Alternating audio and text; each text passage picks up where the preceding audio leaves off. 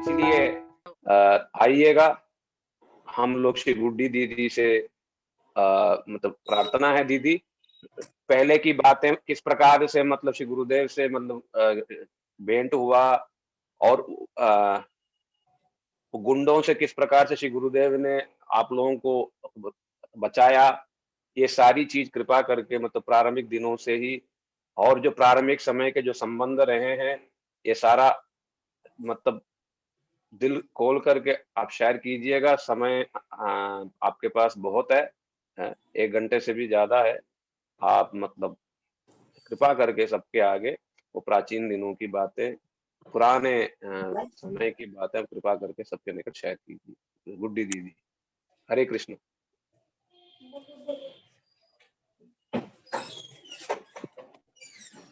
ओम बोलिए दीदी। अज्ञानतिमिरान्धस्य ज्ञानाञ्जनशलाकया चक्षुरुन्मीलितं येन तस्मै श्रीगुरवे नमः।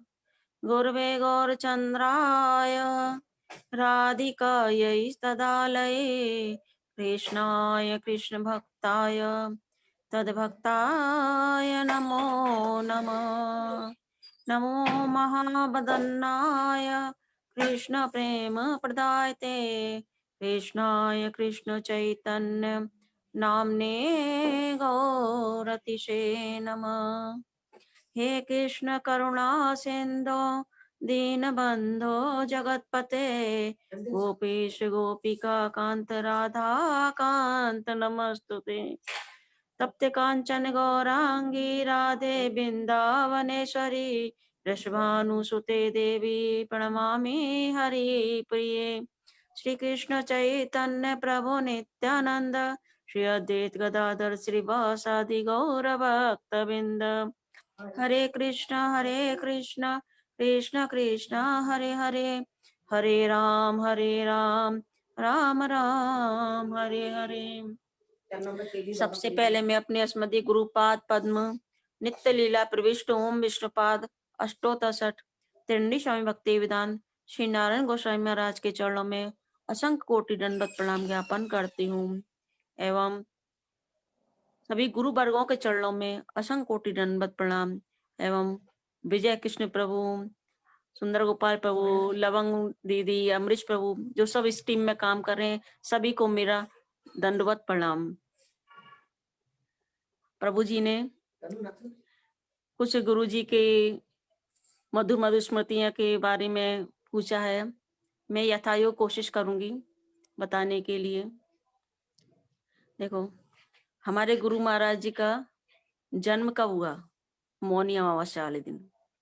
मौनी अमावस्या को सभी जानते हैं, अमावस्या के दिन चंद्रमा नहीं निकलता, अंधकारमयी रात्रि होती है।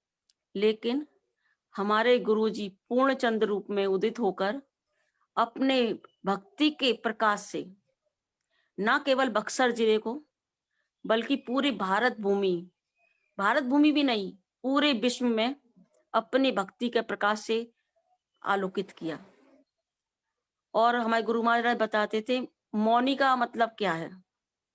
हम लोग जानते हैं मौनी का मतलब ये था मौन रहना, उस दिन बोलना नहीं, चुप रहना, ये समझते हैं। लेकिन गुरु महाराज क्या कहते थे, मौनी का अर्थ क्या है? मौनी का मतलब ये है कि उस दिन सारे दिन हरि चर्चा करना, भगवान की चर्चा करना, वही असली मौन है। वैष्णव जगत में मौन उसी को कहते हैं कि भगवान की चर्चा करना सारे दिन, उसी वही मौन है।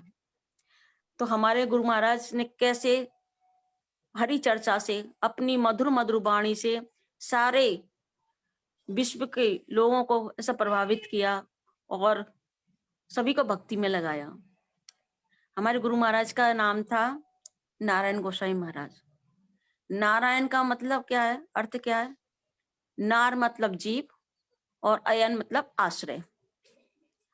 जो प्रत्येक जीव को आश्रय देते हैं, सहारा देते हैं, आश्रय देते हैं, वो नारायण है। हमारे गुरु महाराज के चरणों में जितने भी अलग अलग गुरु के शिष्य आए, जहां तक कि और संप्रदाय के भी जो लोग आए, गुरुदेव ने सबको अपने चरणों में आश्रय दिया। गुरुदेव कहते थे मेरा द्वार सबके लिए खुला है, सबके लिए मेरा द्वार खुला है, कोई भी आए मेरे द्वार पर। तो गुरुदेव सबके शिक्षा गुरु के रूप में अलग अलग गुरु के शिष्य हैं। जैसे हम लोग देखते हैं हमारे श्रीधर महाराज जी रूप सिद्धांति महाराज के शिष्य हैं, हमारे माधव प्रिय प्रभु और कृष्ण कृपा प्रभु जो अभी सिद्धांति महाराज, वो सब भक्ति प्रमोद पुरी महाराज जी के, ऐसे ऐसे कोई जीवन जनार्दन गोसाई महाराज के, ऐसे सबके अलग अलग गुरु के शिष्य हैं। लेकिन हमारे गुरुदेव ने कभी भेदभाव नहीं किया कि ये मेरा शिष्य नहीं है कि मैं इसको शिक्षा नहीं दूं। समान रूप से सबको शिक्षा दी, बल्कि ज्यादा जो परकिया शिष्य हैं उनके जो उनको बल्कि ज्यादा से ज्यादा उनको सम्मान दिया, उनको अच्छा से बताया। यहाँ तक कि विदेश में स्वामी महाराज जी ने बहुत प्रचार किया, बहुत लोग स्वामी महाराज जी के शिष्य बने। तो स्वामी महाराज जी के अप्रकट होने के बाद में हमारे गुरुजी की इतनी जो वीरवती कथा थी, इतनी गुरुदेव का एक आकर्षण ही ऐसा था कि देखने जो व्यक्ति उनको एक बार देख लेता ना तो उनके और खींचा चला आता था। और उनकी कथा तो है ही है, और उनकी जो मधुर वाणी से वो कथा करते थे ना, उस कथा को सुन के लोग स्वाभाविक आकर्षित होते थे। तो स्वामी महाराज जी के कितने शिष्य तो हमारे गुरुजी से शिक्षा ग्रहण किए। तो गुरुदेव कहते थे कि मेरे लिए सब समान है। और सबसे बड़ी बात देखो, हमारे चलो गुरु महाराज ने अपनी गौड़ी संप्रदाय के प्रत्येक जीव को आश्रय दिया, और किसी के ऊपर भी कैसी भी समस्या, कोई भी विपत्ति क्यों नहीं आती, हमारे गुरुदेव के पास में आते और अपनी विपत्ति के बारे में बताते कि महाराज जी ऐसे बात है। तो गुरुदेव कहते मैं क्या कर सकता हूँ, एक दीनहीन भाव से, लेकिन सबकी समस्या का समाधान करते। ये बात मुझे, हम तो अपने गुरुजी, देखो हम तो अपने गुरुजी के बारे में तो सब बड़ाई करते हैं, है ना, सब जानते हैं। जब गुरुदेव अप्रकट हुए थे तो गुरुदेव के आकर प्रभु जी सुनाई दे रहा है, आवाज आ रही है? हाँ बिल्कुल बिल्कुल आ रहा, ठीक है ठीक है, ठीक आ रहा है ना? हाँ बिल्कुल ठीक है, बिल्कुल ठीक। हाँ, तो जब गुरुजी अप्रकट हुए थे, अपने गुरुजी की हर एक कोई महिमा गान करता है, हर एक कोई बड़ाई करता है। जब गुरुदेव अप्रकट हुए थे तो गोवर्धन में एक जो विरह महोत्सव मनाया था, गोवर्धन में सबने अपने अलग मत मनाया था, लेकिन जो गोवर्धन में विरह महोत्सव हुआ था उसमें बहुत लोग आए। जैसे रमेश बाबा के यहाँ से भी आए, और दीपक भट्ट जी जो बरसाने के हैं वो भी, और हमारे गौड़ी संप्रदाय के जो भी बहुत लोग आए थे, सभी को बुलाया था। तो एक महाराज जी जिनका गोविंद महाराज नाम था, वो महाराज जी के कुछ समय बाद में भी अप्रकट हो गए। वो बता रहे थे, मैंने सुना, वो कह रहे थे कि जब हमारे ऊपर इतनी विपत्ति आई, इतनी समस्या आई, हम तो बहुत मेरे को हताश हो गए।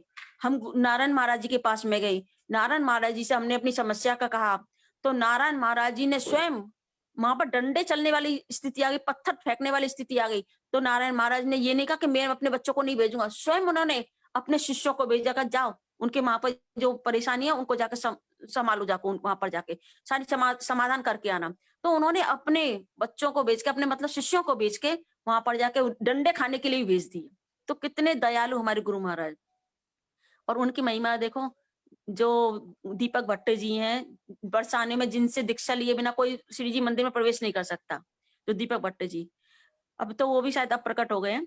तो वो उन्होंने क्या कहा था, उन्होंने एक वर्ड ये कहा था कि जब तक सूरज चांद रहेगा नारायण महाराज आपका नाम रहेगा। उन्होंने ये बात कही थी। तो इसको सुनकर और रमेश बाबा जी कह रहे महाराज एक संत हैं, यथार्थ में संत कही जाए तो संत है तो हमारे नारायण महाराज जी। मतलब अपने लोग तो बड़ाई करते कि दूसरे लोगों ने इतनी महाराज जी के बारे में बोला कि सुन के लगा कि हम तो इतने बाहर के लोगों से तो कभी सुना नहीं था ना, अपने लोगों से सुना था, बाहर के लोगों से जब बाहर के लोगों से था हमारा हृदय इतना गर्व से बढ़ गया कि देखो बाहर के लोग हमारे गुरु महाराज कितना सम्मान करते हैं। देखो हमारे गुरु महाराज जी बक्सर जिले से अब उसमें आविर्भूत हुए और नवद्वीप में रहते थे। जब नवद्वीप में रहते थे महाराज जी हिंदी भाषी थे, हिंदी भाषा जानते थे। तो परम गुरुदेव ने उनको मथुरा में भेज दिया कि जाओ तुम वहां पर जाकर प्रचार करो, और मठ को देखो, केशव जी गौड़ी मठ, वो एक धर्मशाला जैसी थी, और एक ऐसी मतलब जीर्ण शीर्ण सी धर्मशाला थी, और उसमें छोटे छोटे दरवाजे थे। हॉल छोटा हॉल था और उसमें एक कुआं था और परम गुरुदेव कमरा था। अब तो वो उसको पूरा उसका अंदर लेके बहुत बड़ा हॉल बना दिया। पहले तो वो छोटा सा हॉल था और ठाकुर जी भी एक छोटे से कमरे में बैठे थे। जो ठाकुर जी एक छोटे से कमरे में थे। तो उस समय मठ की स्थिति भी ज्यादा अच्छी नहीं थी। बड़ा कष्ट था प्रचार करने का, क्योंकि लोग क्या समझते ये बंगाली की धर्मशाला है, ये बंगाली लोग हैं। वो लोग डरते थे कि बंगाली लोग जादू टोना जानते हैं और जादू टोना के क्या वो बना देते हैं, कभी किसी को बिल्ली कुत्ता घोड़ा बना देते हैं। तो ऐसा इतना डर था उनके अंदर, इस वजह से वो जाते नहीं थे मठ में। और ये बंगाली लोग, ये बंगाली की धर्मशाला, बंगाली धर्मशाला ऐसे करते थे। तो गुरुदेव ने अपनी मधुर हरि कथा से, और गौड़े मठ का कीर्तन तो फेमस है। वो जो कीर्तन है कहीं का कीर्तन कराना तो गौड़े मठ वालों से कराना। तो महाराज जी इतना सुंदर कीर्तन करते थे। उस समय कई 15-20 ब्रह्मचारी सन्यासी थे मठ में, और वो इतना जोर का कीर्तन करते, इतना शुद्ध कीर्तन करते थे। कीर्तन के सुन के लोगों को लगता था हाँ भाई कीर्तन बड़ा अच्छा गाते हैं, बंगाली लोग कीर्तन बड़ा अच्छा करते हैं। इसको अवसर के कुछ कुछ लोग धीरे धीरे जाने लगे। और हम लोग कैसे जुड़े गुरु महाराज से? और जब हम लोग अपने, मेरी मम्मी अब मैं तो बहुत छोटी थी उस समय, कोई 10 एक साल की होंगी। तो हमारे यहाँ पे एक चौवन जी आती थी। चतुर्वेदी लोग होते हैं ना, उनकी पत्नी चौबे जी, चौबाइन, वो आती थी हमारे यहाँ पर। वो कहती थी मम्मी से कि कंचन तूने अभी तक गुरु नहीं बनाया तो गुरु बना। तो देवी देवता की सबकी पूजा करते थे, एकांतिक नहीं थे, सभी करते थे, एकांतिक नहीं थे। और हम ये भी नहीं जानते थे कि गुरु भी बनाना होता है, ये भी नहीं पता गुरु बनाना भी होता है। तो वो बार बार ये कहती थी कि कंचन तूने गुरु नहीं बनाया, बिना गुरु के कुछ नहीं लगता है, सब किया दिया बेकार जाता है, तू गुरु बना। फिर उन्होंने एक छोटी सी किताब ला के दी, उसमें गुरु जी की बड़ी महिमा लिखी हुई थी। तो जब से लगन लग गई मम्मी को कि नहीं हमें गुरु बनाना है, गुरु बनाना है। सबसे पूछती थी किसको गुरु बनाए, किसको गुरु बनाए। हम, कोई कहता गृहस्थी को बना, तुम गृहस्थी हो गृहस्थी को बनाओ। कोई कहता तुम त्यागी हो, तुम त्यागी को गुरु बनाओ। समझ भी नहीं आता किसको गुरु बनाए। लेकिन मम्मी शंकर जी की ज्यादा भक्त थी, तो शंकर जी से ये प्रार्थना करती थी, हे भोलेनाथ आप मुझे कोई अच्छा सा गुरु बना मिलवा दो गुरु से, नहीं तो आज से आप मेरे गुरु हो, मैं तो आपको ही अपना गुरु मानती हूँ। तो कुछ दिन के बाद में ही गौड़ी मठ से एक प्रभु जी थे जिनका नाम था सुबोल महाराज जी, अभी सुबोल महाराज जी दाऊद जी में रहते हैं। वो हमारे यहाँ पे भिक्षा करने के लिए आए, द्वादशी भिक्षा के लिए आए हमारे यहाँ पर। तो भिक्षा करने के लिए आया, तो मम्मी ने उनसे भी ये प्रश्न किया कि भाई कहते हैं कि गुरु बनाना चाहिए, मैं किसको गुरु बनाऊं? तब उन्होंने कहा माता जी यदि तुम्हें गुरु बनाना है ना, ये गौड़ी मठ वाले महाराज जी को बनाओ। बोले ऐसे महाराज जी हैं, वो एक शुद्ध संत के रूप में उनको जानते हैं, ऐसा तुम्हें कोई गुरु मिलेगा नहीं। ऐसे तुम्हारे इस लोक को परलोक को तार देगा, और तुम चिराग लेकर भी घूमोगी ना, तुमको ऐसे गुरु नहीं मिलेंगे 7 जन्म तक भी। उनको गुरु बनाओ। तो मम्मी ने पूछा तुम्हारे गुरु जी के क्या नियम है? क्या नियम है उनके? बोले एकादशी व्रत करना है, प्याज लहसुन नहीं खाना है, और चाय नहीं पीनी है। तो मम्मी ने कहा मैं तो फिर नहीं बना सकती। बोले क्यों? कल मैं तो चाय बहुत पीती हूँ, मैं कैसे बनाऊंगी, मैं तो चाय बहुत पीती हूँ। उन्होंने कहा एक बार आके मिलो तो सही, हमारे गुरुजी से आके मिलो तो सही एक बार। तो मम्मी गई, महाराज जी बार बरामदे में बैठे थे कुर्सी पर। उनको बोले ये हमारे गुरुजी हैं।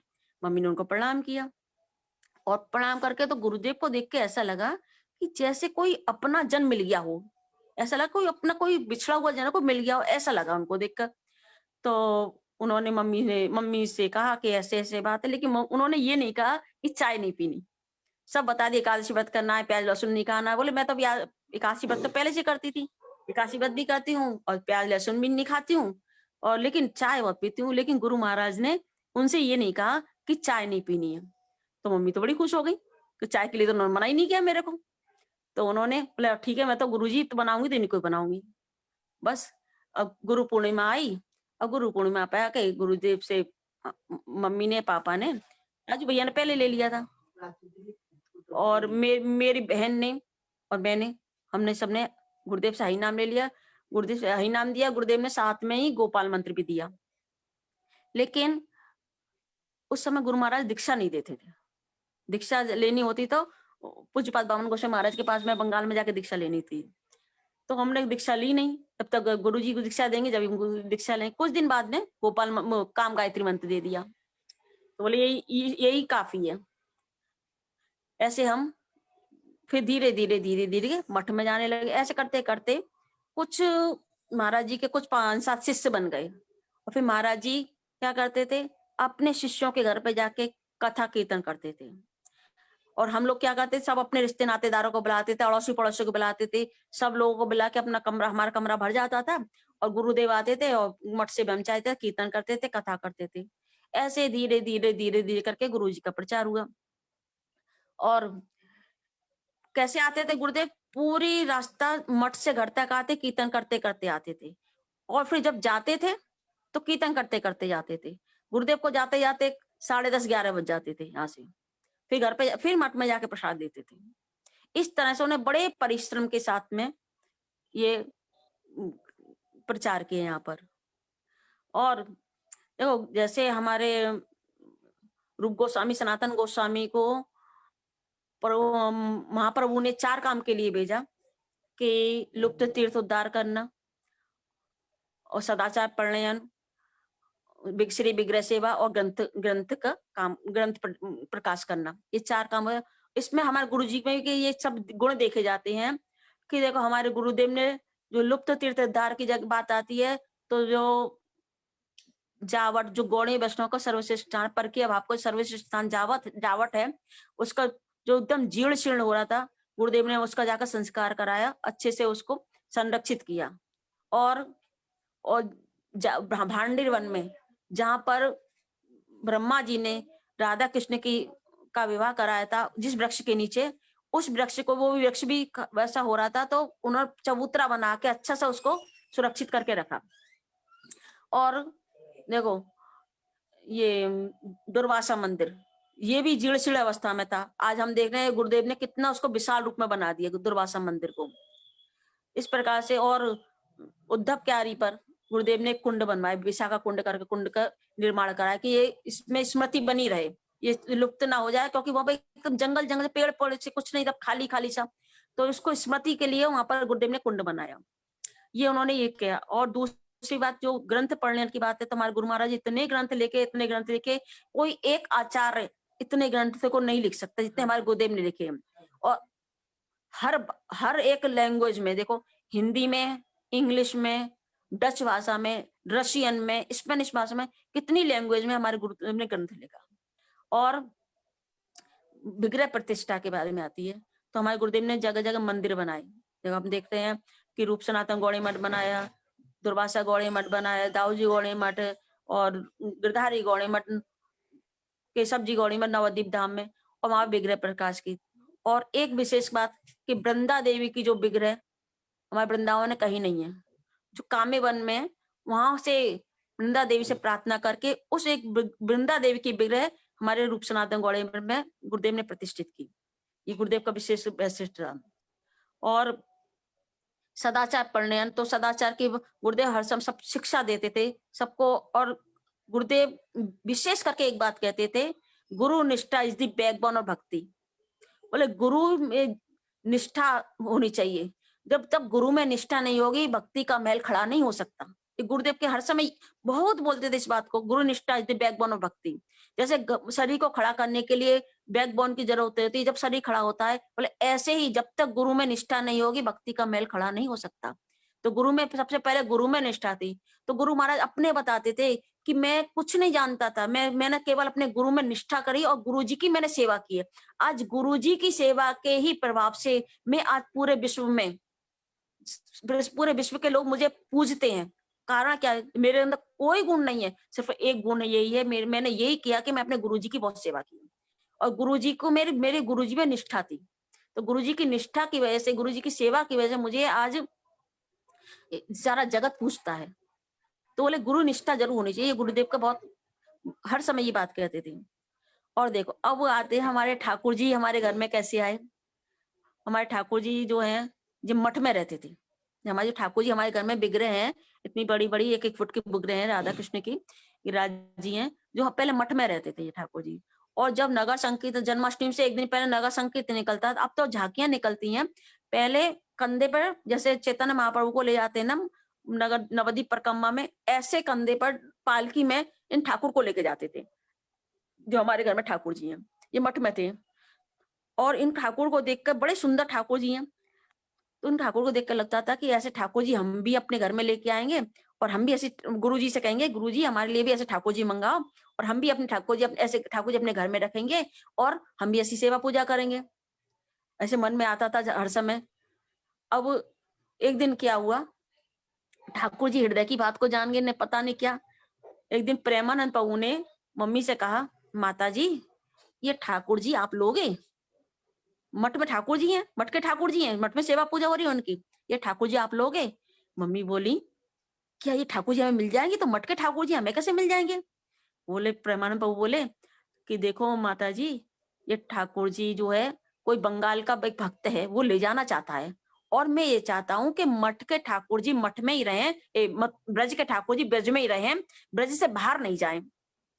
तो आप ले सकती हो तो बोलो। तो बोले कि मुझे पता नहीं, मुझे देंगे कि नहीं देंगे। बोले पूछ लो महाराज जी से।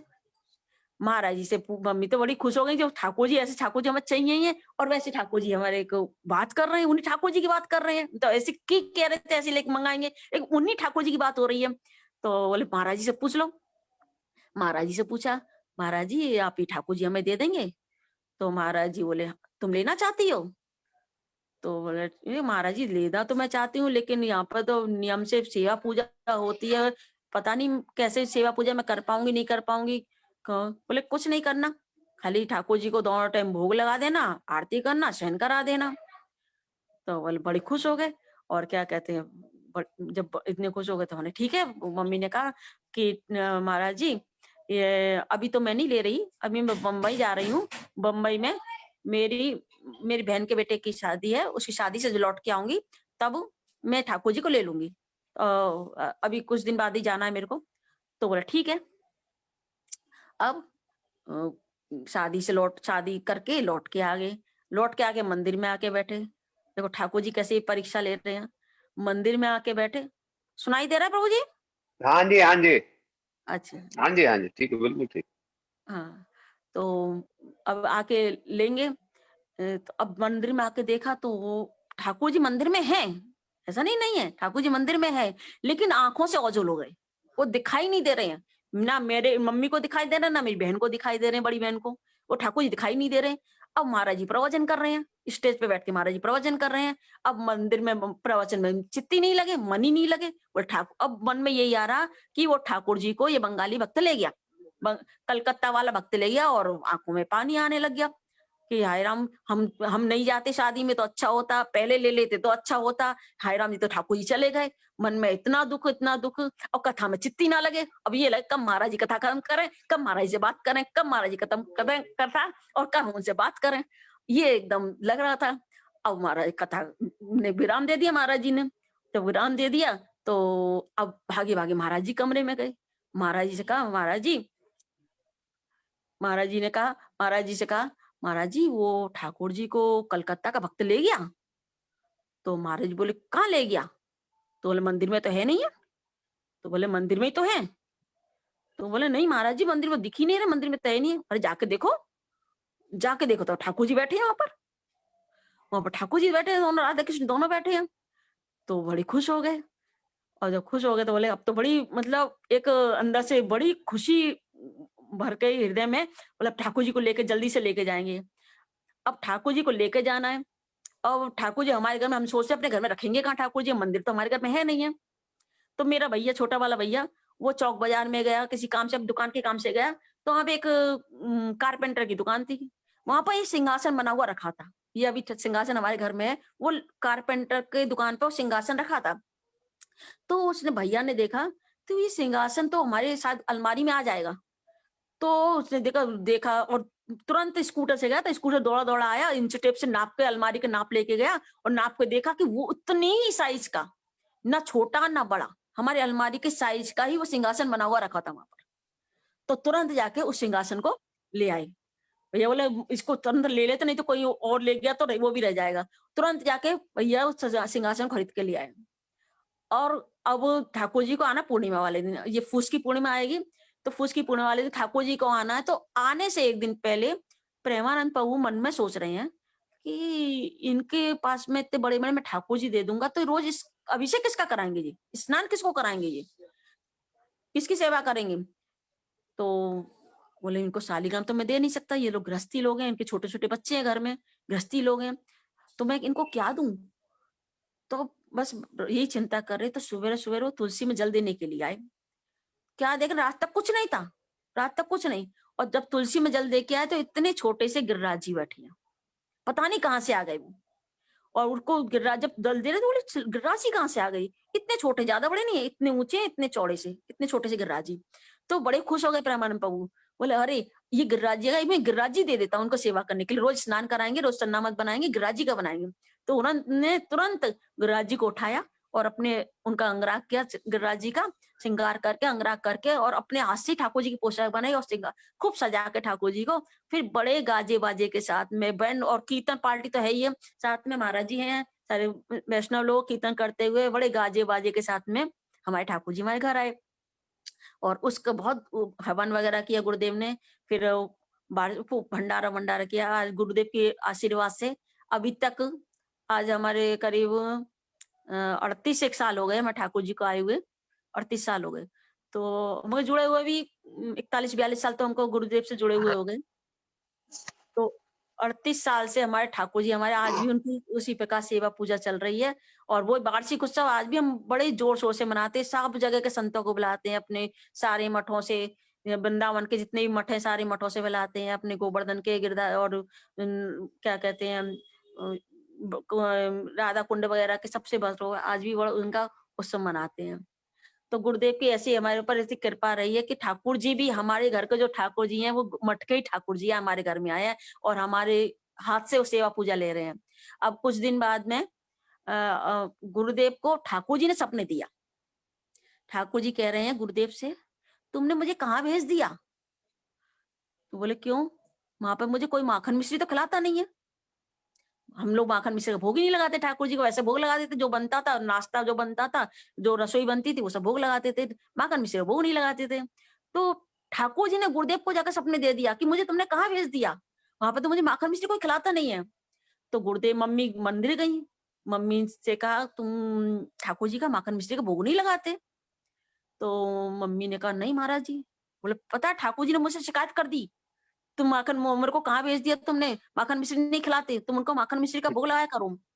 तो मम्मी ने कहा हमको तो माखन निकालना आता, बनाना आता ही नहीं है, कैसे बनाते हैं माखन? फिर गुरु जी ने प्रोसेस बताया कि कैसे माखन बनाया जाता है। तो बोले बीच बीच में जरूर माखन का भोग लाया करो। तो अब ठाकुर जी की कृपा से डेली तो नहीं लगता है, फिर बीच बीच में माखन ठाकुर जी का 2-4 दिन में ठाकुर जी का माखन मिश्री का भोग लगता ही रहता है। तो ऐसे हमारे मतलब गुरुदेव ठाकुर जी प्रत्यक्ष, जो ठाकुर जी ने गुरु जी से जाकर शिकायत कर दी कि हमें वहां पर मिलता नहीं है, माखन मिश्री खाने को नहीं मिलता है। और देखो ऐसे मतलब उनकी कृपा, गुरुदेव की कृपा हमारे परिवार पे, पूरे परिवार पर, मतलब इतनी कृपा हमारे हर मुश्किल में, हर कदम कदम पे गुरुदेव हमारे हर समय साथ थे, हर समय। कितनी कोई सी भी मुसीबत क्यों ना आए, गुरुदेव हमारे साथ बराबर बराबर हमारे साथ में खड़े थे। अभी एक हमारे नई नई दुकान खुली थी, हमारे सराफे की दुकान है, नई नई दुकान खुली थी। अब नई नई दुकान खुली थी तो हमारी गली में दुकान है, घर के नीचे दुकान है, गली में दुकान है। तो कुछ गली के गुंडे लोग थे, गुंडे लोग कहते थे कि ए भौरे के, भौरे जी कहते थे हमारे पापा जी को, भौरे जी को, हमारे पापा को, मैं भौरे जी के नाम से फेमस है, हमारे पापा को भौरे जी कहते थे, हमारे पापा को भौरे जी, हमारे बच्चों को भी सबको भौरे जी कहते हैं। हमारे नाम से कोई नहीं बोलता, भौरे जी के नाम से बोलते हैं। तो भौरे जी, ए भौरे के, ले पैसे दे, पैसे दे। तो पापा जी तो डर के मारे दे देते थे। और कभी 2000, उस समय की, आज से 40 साल पहले की बात, तो 2000 4000 तो बहुत मायने रखता था उसे पैसे। अब वो दे देंगे, लौटा देंगे, लौटा देंगे, दे दे दे, लौटाते नहीं थे। पहले एक आध बार लौटा दे, उसके बाद लौटाने बंद कर दिया, लौटा नहीं था, वो मांग के देते, नहीं देते तो बंदूक रख देंगे तुम्हारे ऊपर, और ऐसे न्यों रख देते बंदूक, और दे नहीं तो अभी तेरे को मारते हैं।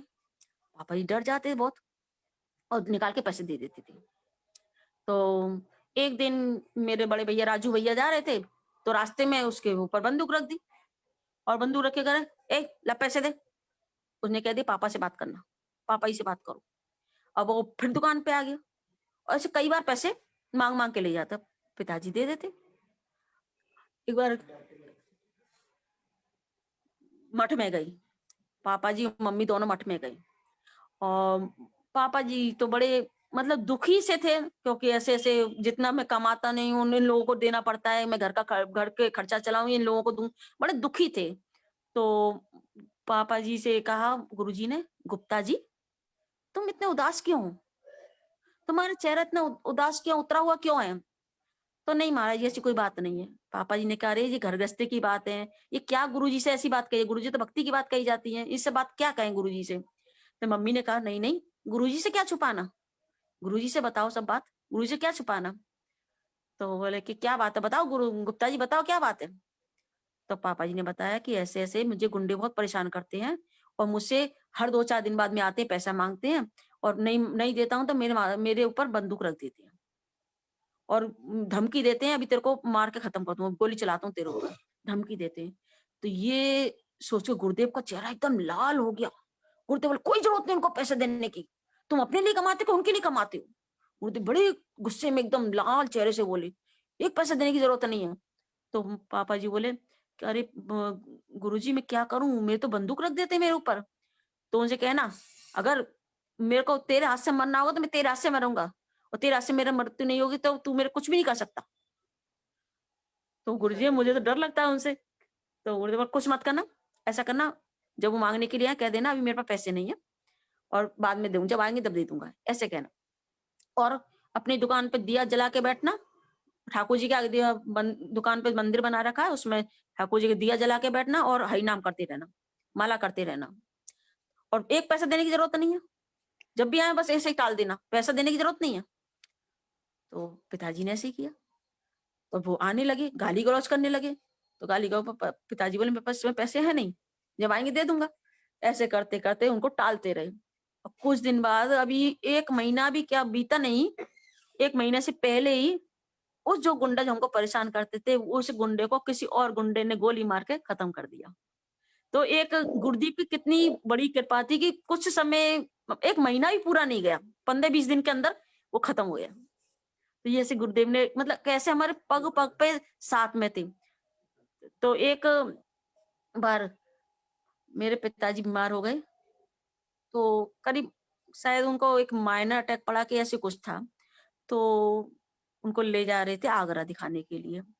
तो पिताजी ने कहा, ऐसे गाड़ी को ना मठ के नीचे से निकाल के लेके जाएं, जैसे मैं गुरुजी के दर्शन कर सकूं, एक बार गुरुजी आशीर्वाद ले लूं, गुरुजी का दर्शन कर लूं। लेकिन गुरु पिताजी में इतनी शक्ति नहीं थी कि वो उठ के मंदिर जा सके, गाड़ी में से उतर के मंदिर इतना नहीं था। लेकिन गुरुदेव को पता लगा कि ऐसे ऐसे गुप्ता जी की तबीयत खराब है, गुप्ता जी को आगरा लेके जा रहे हैं, नीचे गाड़ी में बैठे हैं। तो तुरंत गुरु महाराज ऊपर से उतर के आए, उतर के आके ठाकुर जी का चन्ना मत लिया, चन्ना मत लेके नीचे आए, गाड़ी में आकर अपने हाथ से गुरु महाराज ने पिताजी को चन्ना मत पिलाया, और उनके ऊपर सिर पे हाथ फेरा अच्छे से, और उनके ऊपर हाथ फेरा, गुप्ता जी चिंता मत करो, तुम ठीक होके आओगे, ठीक हो जाओ, कोई बात की चिंता करने की कोई जरूरत नहीं है, तुम ठीक हो जाओगे। ऐसा गुरुदेव ने आशीर्वाद दिया। आशीर्वाद दिया तो बस पिताजी सही होके आ गए। उस तरह की बीमारी गुरुदेव के आशीर्वाद से अभी तक ऐसी कोई बीमारी हुई नहीं उस तरह से। तो इतना मैं बता रही हूँ, जब हमारे कदम कदम पे, हमारे पग पग पे, हर विपत्ति में गुरुदेव हमारे में साथ थे। एक बार मैंने पहले ही बताया था, राजू भैया की तबीयत बिगड़ती थी, तो गुरुदेव ये कहते थे कि ठीक हो जाएगा, ठीक होके आएगा, चिंता मत करो, ठीक हो जाएगा। एक बार ऐसे ही गुरुदेव आ गए, राजू भैया को डायरिया हो गया था, हॉस्पिटल में एडमिट किया, और जब तक उनको 2-4-10 बोतल नहीं चढ़ जाते, वो ठीक नहीं होते थे, ग्लूकोज की बोतल चढ़ती थी। तो उनको लेके आ गए, अब ठीक हो, बोतल थोड़ा ठीक हो गए, लेके आ गए। अब गुरु महाराज घर पे आए, तो उस समय हम फिर दोबारा तकलीफ हुई, तो उसको हॉस्पिटल ले जा रहे थे। तो उसी समय गुरुदेव आए, और गुरुदेव ने बोले कि राजू क्या हो गया तेरे को, कैसे पड़ा है तू? बोले, क्या करूं महाराज जी, और मेरे तो ऐसे बीमार है। तो महाराज जी ने उसके ऊपर हाथ फेरा, हाथ फेर के कहा, राजू तू ऐसा पड़ा रहेगा, जन्माष्टमी आ रही तो कलेक्शन नहीं करेगा, कलेक्शन नहीं कर, जन्माष्टमी कलेक्शन नहीं करना। बोले, महाराज जी मैं ताकत ही, मैं तो तुम्हें प्रणाम ही ना कर पा रहा, आपको तो मैं, वो ऐसे अपनी ब्रज भाषा में बोल रहा है, मैं आपको तो प्रणाम ही नहीं कर पा रहा, तो ये मैं कैसे कलेक्शन करूंगा? पर गुरुदेव ने उसके ऊपर हाथ फेरा, हाथ फेरते ही उसको हॉस्पिटल ले जाने की नौबत ही नहीं आई। उसी समय उसका डायरिया, जो उसके बहुत ज्यादा दस्त हो रहे थे, वो एकदम बंद हो गए, उल्टी दस्त जो दोनों एकदम बंद हो गए। तो गुरुदेव केवल एक हाथ फेरने गुरुदेव इतने बोल लीजिए, और जो सब ले जाने की तैयारी वो सब बंद कर दी। ऐसे एक बार नहीं, कई बार ऐसा हुआ। बस एक और एक बार ऐसा हुआ कि फिर आके गुरुदेव ने ऐसे कहा, राजू ऐसा कैसा पड़ा है तू?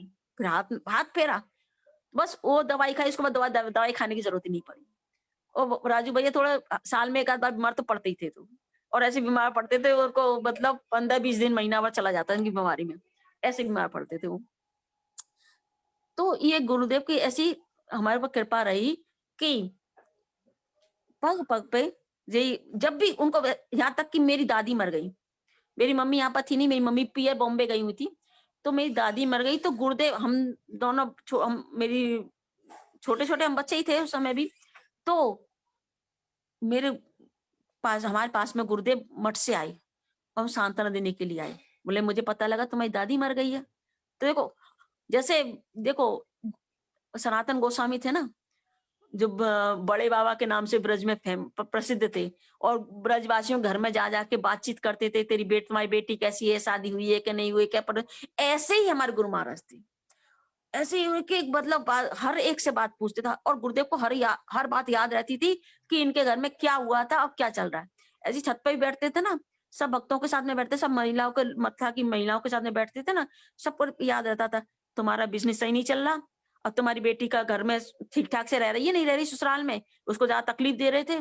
ऐसी ऐसी सारी बातें जैसे सनातन गोस्वामी करते थे ना, इस तरह से हमारे गुरु महाराज जी पूछते, हर एक से पूछते थे। तो ब्रजवासियों के एकदम इतने प्रिय बन गए, इतने प्रिय बन गए, बस ऐसा लगता था गुरु महाराज जी हमारे, सब कुछ तो गुरु महाराज जी है। अब मतलब माता पिता का जो स्नेह, जो भूल जाते थे उनके आगे, बस जो कुछ गुरु महाराज जी है।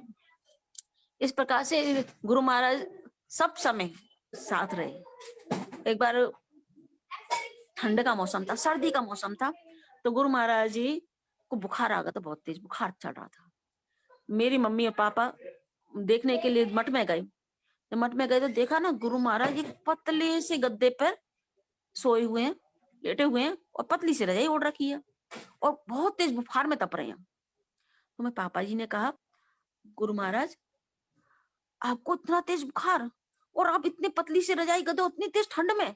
मैं मोटी सी रजाई गद्दा भेजता हूँ बना के। बोले इतने पतले आपको कितने ठंड लग जाएगी, और इतने बुखार में तप रहे हैं। तो गुरु महाराज क्या कहते हैं, गुरु महाराज कहते हैं, नहीं नहीं, हम तो अपने घर में सब सुख सुविधाओं को छोड़ के आए भजन करने के लिए। यदि हमने मोटे रजाई गद्दा में सो गए ना, तो हमको नींद आ जाएगी, और नींद आ जाएगी तो सुबह फिर 2:30-3 बजे उठकर भजन कैसे करेंगे?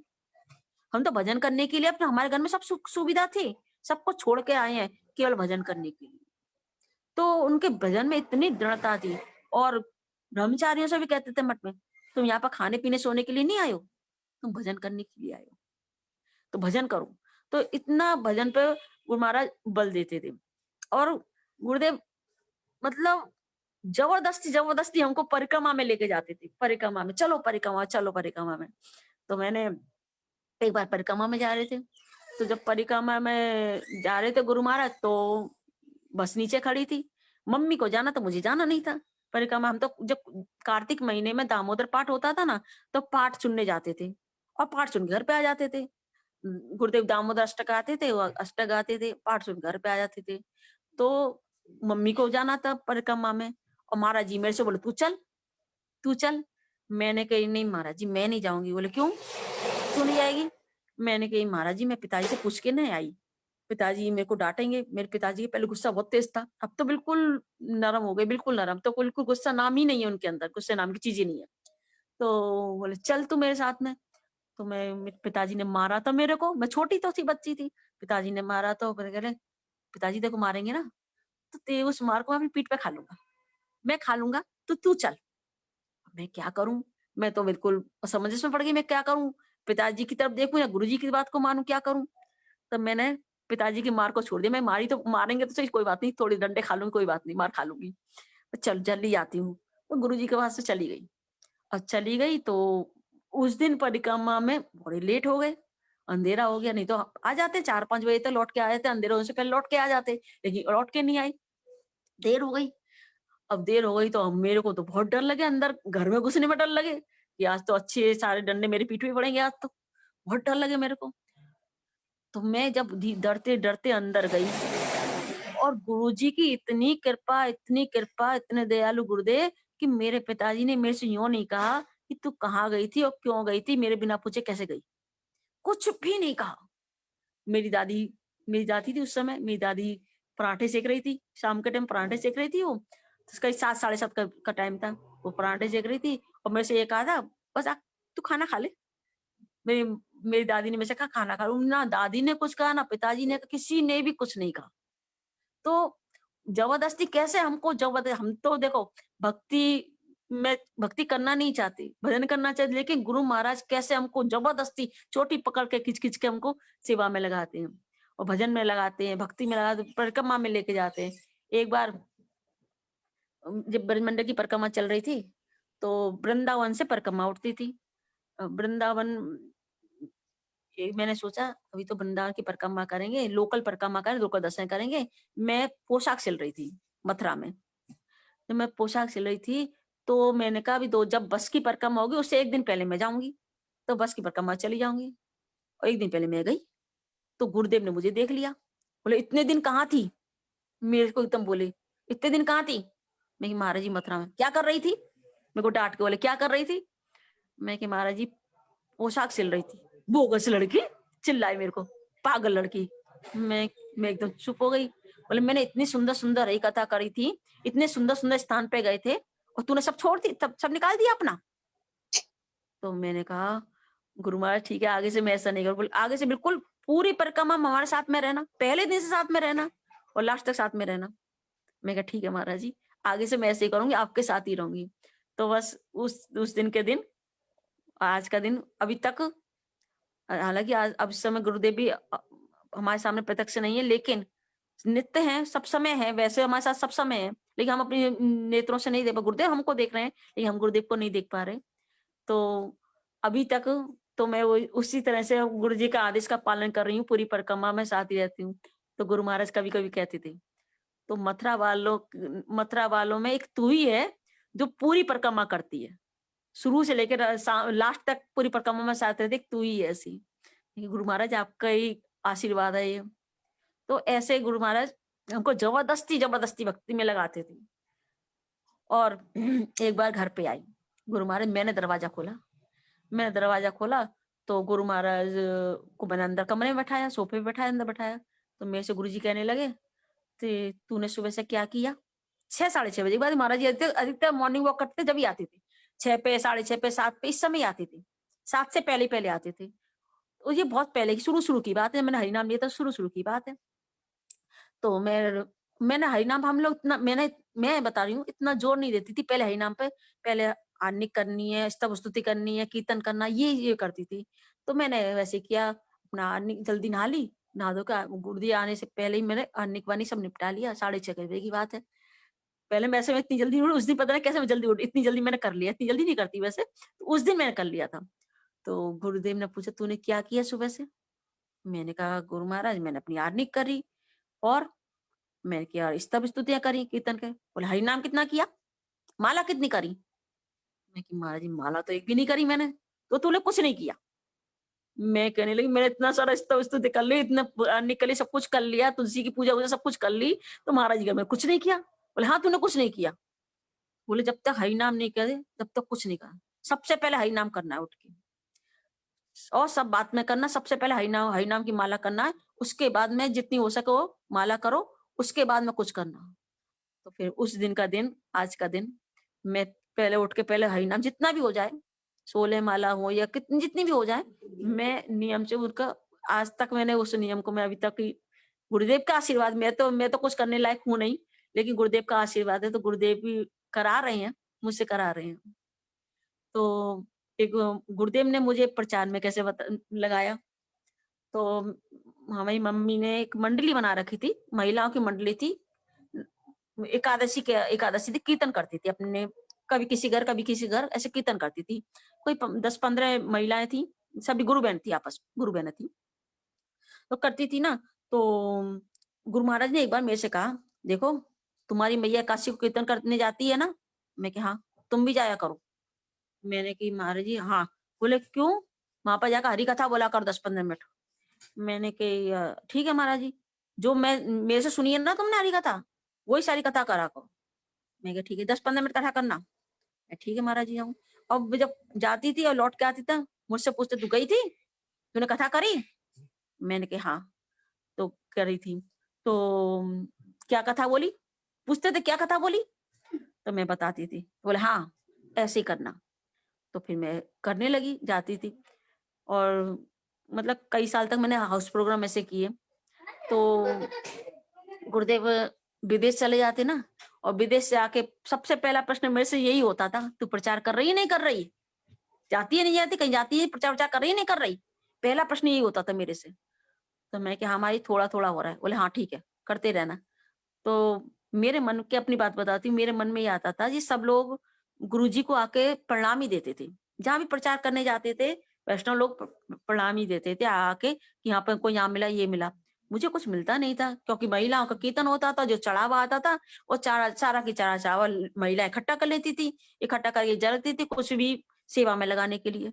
मुझे कुछ मिलता नहीं था। तो मेरे मन में ये दुख होता था कि सब लोग तो महाराज जी को ला के देते हैं, मैं भी छोटा-छोटा, थोड़ा-थोड़ा प्रचार करती हूँ, मैं जाती हूँ, कथा बोलती हूँ, लेकिन मैं गुरुजी को कभी कुछ देती नहीं हूँ। तो मैंने एक बार गुरु महाराज से कहा, गुरु महाराज आपको सब ला के देते हैं, मुझे तो कोई कुछ देता नहीं, तो मैं आपको क्या ला के दूँ? तो मेरी भी इच्छा होती है मैं आपको कुछ ला के दूँ, लेकिन मेरे को जो चढ़ावा आता है वो सारी महिलाएँ इकट्ठा कर लेती हैं, अपने पास रख लेती हैं, मुझे कुछ देती नहीं है, तो मैं आपको ला के दूँ। तो गुरुदेव हँसने लगे और कहने लगे कि अरे! तू प्रचार कर रही है ना? प्रचार तो कर रही है ना? हरी कथा तो बोलती है ना? मैं कहा, हाँ महाराज प्रचार तो मैं करती हूँ, कथा जान बोलती थोड़ी-थोड़ी कथा बोलती हूँ। बोले हाँ, कभी किसी से माँगना नहीं। गुरुदेव के शब्द थे, पैसा कभी किसी से माँगना नहीं। मैं कही नहीं महाराज जी मैं माँगा कभी किसी से नहीं, मैं माँगती नहीं हूँ, कभी किसी से माँगा नहीं। बोले हाँ, पता है क्या होता है माँगने से? माँगने से ये होता है कि भगवान के नाम को बेचना हो जाता है। जो पैसा लेके हरि कथा कीर्तन करता है, वो भगवान के नाम को बेचता है। जब कथा कीर्तन में कभी पैसा नहीं लेना। मैं कि नहीं महाराज जी कभी नहीं। तो उसके बस मैंने 5-6 साल करीब हाउस प्रोग्राम किए। उसके बाद में गुरुदेव के आशीर्वाद से मैं भागवत करने लगी। 2004 से मैंने भागवत करनी शुरू कर दी और भागवत में जो भी आता था मैं गुरुजी के लाके देती थी।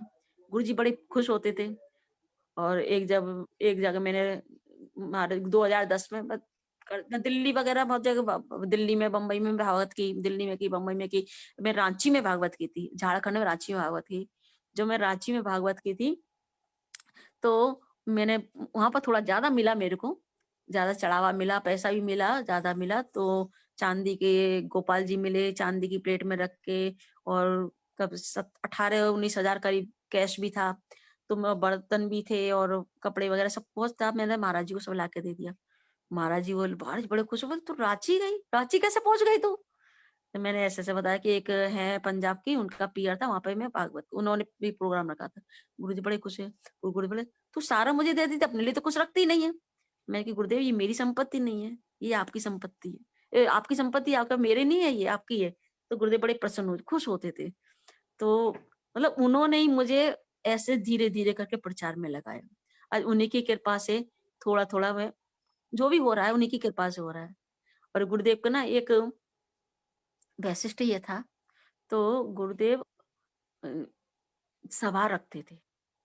जैसे रूप गोस्वामी के 3 दिन के रखते ही हैं वो, और ऐसे भी जैसे राधाष्टमी की तिथि आई या जन्माष्टमी है, तो थोड़ी सभा रखते थे। और कोई टॉपिक जैसे राधाष्टमी राधा तत्व के ऊपर, गुरु तत्व के ऊपर ऐसे रखते थे। और सभी जो ब्रजमंडल के, मथुरा के जो विद्वान पंडित है ना, चतुर्वेदी हैं या विद्वान ब्राह्मण हैं, सबको बुलाते थे और खुद भी जाते थे। वो लोग गुरु महाराज को भी बुलाते थे और गुरु महाराज उनको बुलाते थे। और ये कथा होती थी, उस मतलब उस पे राधा तत्व पे वो चर्चा होती थी। और मथुरा मठ में रखते, अब वो आज भी चल रही है, राधाष्टमी पे तो वो भी आज भी चल रही है। पूज्यपाद माधव महाराज जी करा रहे हैं, आज भी 2 दिन किसी की सभा रखते हैं। तो ऐसे करते थे और गुरु महाराज जी भी जाते थे। तो एक जगह गुरु महाराज जी को बुलाया नहीं था, और और लोग संत जो आए थे, विद्वान लोग, चतुर्वेदी लोग, विद्वान लोग थे। उन्होंने कहा कि तुमने गौड़ीमठ वाले महाराज जी को नहीं बुलाया? उसमें से एक ने बोला। बोले नहीं। बोले क्यों? उनको क्यों नहीं बुलाया? जाओ तुरंत, अभी अभी गाड़ी लेके जाओ, उनको लेके आओ। तो महाराज जी को लेके आए, महाराज जी को बुला के लेके गए। और वहां पे महाराज जी का एक कृष्ण तत्व के ऊपर चर्चा चल रही थी। वो एक टॉपिक रखा था कृष्ण तत्व के ऊपर, कहता कहता कृष्ण का जन्म कहाँ पर हुआ, ये एक चर्चा चल रही थी सुबह। अभी सभी लोग, महाराज जी का लास्ट में नंबर आया, सभी लोगों ने खूब अच्छा बोल दिया कि कृष्ण के जन्म के बारे में सबों ने खूब बोला। तो महाराज सबने ये बोल दिया कि कृष्ण का जन्म मथुरा में हुआ है। सबों ने जितना भी बोला सब यही बोला कृष्ण का जन्म मथुरा में हुआ है। तो महाराज जी का जब लास्ट में नंबर आया तो महाराज जी ने कहा नहीं, कृष्ण का जन्म मथुरा में नहीं हुआ, कृष्ण का जन्म गोकुल में हुआ है। और फिर उन्होंने भागवत से वो बड़े बड़े श्लोक को निकाल के उनको प्रमाण दिया। तो एक थोड़ा उद्दंड जैसा था, उसने बोला कि ये गौड़ी मठ वाले क्या बात करते हैं, हमें गौड़ी मठ वालों की बात नहीं मानेंगे, कृष्ण का जन्म सब दुनिया जानती है, मथुरा में कृष्ण का जन्म हुआ है, ये कैसे कह रहे हैं कि गोकुल में कृष्ण का जन्म हुआ है। गुरु महाराज ने कहा बड़े शांत भाव से, गुरु महाराज ने कहा देखो ये मैं नहीं कह रहा, ये भागवत कह रही है, और आप ये कह रहे हैं कि हम गौड़ी मठ वालों की भागवत बात नहीं मानेंगे, तो ये मेरी बात नहीं है, ये भागवत की बात है, ये भागवत कह रही है, गौड़ी मठ वाले नहीं कह रहे, ये भागवत को गौड़ी मठ वालों ने नहीं बनाई है। और यदि ये मैं तुमको प्रमाण दे रहा हूँ, इस प्रमाण, ये तो भागवत के श्लोक दे रहा हूँ ना, भागवत के श्लोक से उठा के मैं प्रमाण दे रहा हूँ। इस यदि तुम नहीं मानते इन श्लोकों को क्या तुम भागवत में से निकाल सकते हो? जो श्लोक है प्रमाण श्लोक है, क्या इन श्लोकों को तो भागवत से निकाल दो, निकालना तुम निकाल दो। लेकिन सब लोगों ने जब प्रमाण दिया भागवत के श्लोकों को उठा के गुरुदेव ने, तो सबने कहा नहीं नहीं, गौड़ी मठ वाले जो महाराज जी कह रहे हैं सही कह रहे हैं। तो प्रमाण दिया ना भागवत का, तो सब उसको बोला तुम चुप हो जाओ, अभी तुम बहुत हल्ला मचा रहे हो, शांत बैठ जाओ। फिर बोले नहीं, महाराज जी जो कह रहे, तो महाराज जी की एक इतनी विद्युत, मतलब उनका पांडित्य ऐसा था। लेकिन महाराज जी हर समय ये कहते थे मैं पंडित नहीं हूँ, मैं कुछ नहीं जानता, लेकिन उनका इतना पांडित्य था कि सब लोग उनको बड़ा सम्मान करते। मतलब उनका पांडित्य देख के, उनकी हरि कथा देखकर, उनका जो कीर्तन देखकर, गुरुद्वारा का एक आकर्षण देखकर सब लोग, इतने ब्रजवासी लोग इतने मतलब उनसे प्रेम करने लगे, तो इतने प्रीति करने लगे, प्रेम करने लगे सारे ब्रजवासी लोग। और गुरु महाराज का जो ब्रज के प्रति विशेष जो लगाव था, ब्रजवासियों को जो विशेष लगाव था, तो ले कहते देखो ये नारायण महाराज जो है, गौड़ी मठ वाले महाराज जी, इनका ब्रज के प्रति कितना विशेष प्रेम है। वो आपस में चर्चा करते थे। तो उनके जिस ब्रज प्रेम, ब्रज के प्रति जो प्रेम है, हालांकि गुरु महाराज तो है ही ब्रजवासी, असली ब्रजवासी तो गुरु महाराज जी हैं। जो कौन है, कोई साधारण थोड़ी है, वो तो राधा जी की रमण मंजरी है, जो ब्रजवासी है असली। तो हम जैसे पति दीवों का उद्धार करने के लिए आए हैं। और गुरु महाराज जो सभा बुलाते थे ना अपने घर, तो गुरु महाराज को सबके सुनते थे। सबके सुनने के बाद फिर महाराज जी सबके बाद में बताते थे, मूल उसमें से सार निकाल के गुरु महाराज बताते थे उनको, एक तरह से मतलब उनको सुनाने के लिए कि देखो इसके सार भी यही है। बहुत लोगों ने इस बात पर, गौड़ी संप्रदाय वाला और लोगों ने, बहुत लोगों ने इस बात का महाराज जी के ऊपर कुछ कटाक्ष भी किया था कि देखो महाराज जी की एक विशेषता ये थी कि कोई भी टॉपिक उठाए, वो कोई भी टॉपिक उठाएंगे, लेकिन उठा के क्या करते हैं, वो साधन भक्ति से टॉपिक सीधे गोपी प्रेम तक ले जाते हैं और गोपी प्रेम की बात करते थे। एकदम महाराज जी उसी रस में डूबे रहते थे, तो उस रस की ही बात करते थे। तो जब वो देखते थे ना महाराज जी इतनी ऊंची ऊंची बात करते हैं, इतनी ऊंची ऊंची हाई क्लास की कथा बोलते हैं, और कुछ अधिकारी तो है नहीं है, अन्य अधिकारी लोग हैं, महाराज जी ऐसे ऐसे बोलते हैं। तो गुरु महाराज के पास कान में ये बात भी गई थी, और ऐसे ऐसे महाराज जी बोलते हैं, ये कोई साधारण बात है, ये बोलते हैं सब लोगों के बीच में बोल देते हैं। गुरु महाराज ने कहा, गुरु महाराज ने कहा कि मैं जानता हूँ, क्या मैं नहीं जानता या अधिकारी नहीं है, ये मैं जानता हूँ अधिकारी नहीं है। जो अधिकारी होगा उस चीज को ग्रहण कर लेगा, जो अधिकारी को ग्रहण करेगा नहीं। और एक दिन अधिकार भी आएगा, जब अधिकार आएगा तो इनको कौन बताएगा ये सब बातों को। जब मैं चला जाऊंगा इस जगत से, तो ये सारी बातों को कौन बताएगा। फिर इनके इस चीज को कैसे, इन चीज के प्रति इनका लोभ कैसे होगा। मैं उस चीज का लोभ दे रहा हूं उन लोगों को कि उस चीज को अपने भजन करते करते उस स्तर तक पहुंचे कि उस चीज को प्राप्त करें, इसलिए मैं दे रहा हूँ। और जब इसका अधिकार आएगा अपने आप समझ जाएंगे ये। तो गुरु महाराज बाबा कहते हैं जो मैं कह रहा हूँ ना, ध्यान से सुनो इन बातों को। फिर मैं चला जाऊंगा ना, तुमको ये बातें कोई देने वाला नहीं आएगा, कोई नहीं पैदा होगा तुमको देने वाले ऐसी बातें। तो गुरु महाराज ऐसी ऐसी जब तत्व के सिद्धांत की बातें और राधा राधा कृष्ण की जो प्रेम की जो बातें बताते थे ना, तुम्हारे बोले ध्यान से सुनो। अभी तुम नहीं समझोगे इस अभी तुम मेरी वैल्यू नहीं समझ रहे इस बात को। जब मैं चला जाऊंगा जब तुम समझोगे इस बात को, ये गुरु महाराज कहते थे। इस प्रकार से गुरु महाराज ने बहुत मतलब अपना तन मन प्राण दे के से मतलब कैसे कैसे लोगों को जोड़ा और कैसे लोगों को इस इतना भक्ति में बढ़ाने की कोशिश की। बहुत उन्होंने बढ़ाया है वो लोगों को। और एक मेरे को एक छोटी सी सेवा थी मेरे पास में, काफी साल पहले की सही दे दी थी मेरे को। एक सेवा थी कि मैं न्यूज़पेपर में लिखती थी। महाराज जी ब्रजमंडल की परिक्रमा में जहाँ भी जाते थे ना, मैं क्या करती उसको न्यूज़पेपर में देती थी। तो हरिकांत प्रभु थे भैया, एक हरिकांत प्रभु जी हैं, वो क्या करते, उन्होंने मेरे को कहा कि दीदी ऐसा करेंगे, हम गुरु महाराज की लिखेंगे। तो गुरु महाराज जी जो परिक्रमा जाते हैं हम लिखेंगे। तो मैं ठीक है लिखते हैं। मैं लिखती थी जो भी था, जहाँ की परिक्रमा होती, जिस जगह जा रहे हैं उस जगह परिक्रमा का स्थान के लिखती थी, वहां पर गुरु जी ने क्या कथा कही थी, कौन कौन मतलब उन्होंने वक्ता थे उसमें बोले थे, महाराज जी ने क्या बोला था, वो सब मैं लिख के न्यूज़पेपर में देती थी। ऐसे करते करते कई सालों तक मैंने ये सेवा की। तो गुरु महाराज एक बार बरसाने की, जब तक ये गिरधारी गौड़ी मठ नहीं बना था, तो बरसाने में रुकते थे महाराज जी मोदी भवन में। तो हरिकांत प्रभु कहने लगे मेरे से, गुडी दीदी लिखो। तो उस समय गुरु जी कथा कहने के लिए जा रहे थे। तो मैंने कहा अभी नहीं लिखूंगी, गुरु जी कथा कहने के लिए मैं कथा सुनूंगी। तो हरिकांत प्रभु ने उनसे शिकायत कर दी, महाराज जी देखो महाराज जी गुड्डी दीदी लिख नहीं रही है। तो महाराज जी बोलने लगे तुम क्यों नहीं लिख रही हो। तो मैंने कहा महाराज जी आप कथा करने के लिए जा रहे हैं और ये आपकी कथा निकल जाएगी। तो गुरु महाराज क्या कहते हैं, आज मैं कथा नहीं करूंगा, तुम लिखो। मतलब गुरुदेव सेवा कराने चाहते हैं, तुम लिखो, आज मैं कथा नहीं करूंगा। तो ऐसे करके मैं लिखती थी और पूरे हर दिन की कथा लिखती, हर मतलब कौन से दिन कहाँ गए क्या बोला पूरा लिखती थी, 1 महीना तक। ये मेरी सेवा थी। गुरु जी बड़े प्रसन्न होते थे। और महाप्रभु के बारे में भी थोड़ा मैंने लिखा था। तो एक बार क्या हुआ, मैंने जो मैटर लिखा था वो दामोदर मंदिर के उस पर छप गया और उसका जो मैटर था वो हमारे उसमें छप गया। हमारे जो देते थे न्यूज़पेपर में हम देते थे ना महाराज जी का, वो उल्टा हो गया। उनका उधर आ गया, मेरा उधर चला गया। और गुरु महाराज ने उसको पढ़ा। गुरु महाराज को न्यूज़पेपर देते, गुरु महाराज पढ़ते थे। और गुरु महाराज ने पढ़ा तो गुरु महाराज तो बड़े गुस्सा हो गए। मेरे को बुलाया, तो मेरे को बुला के बोले, हे तुमने ये क्या लिखा।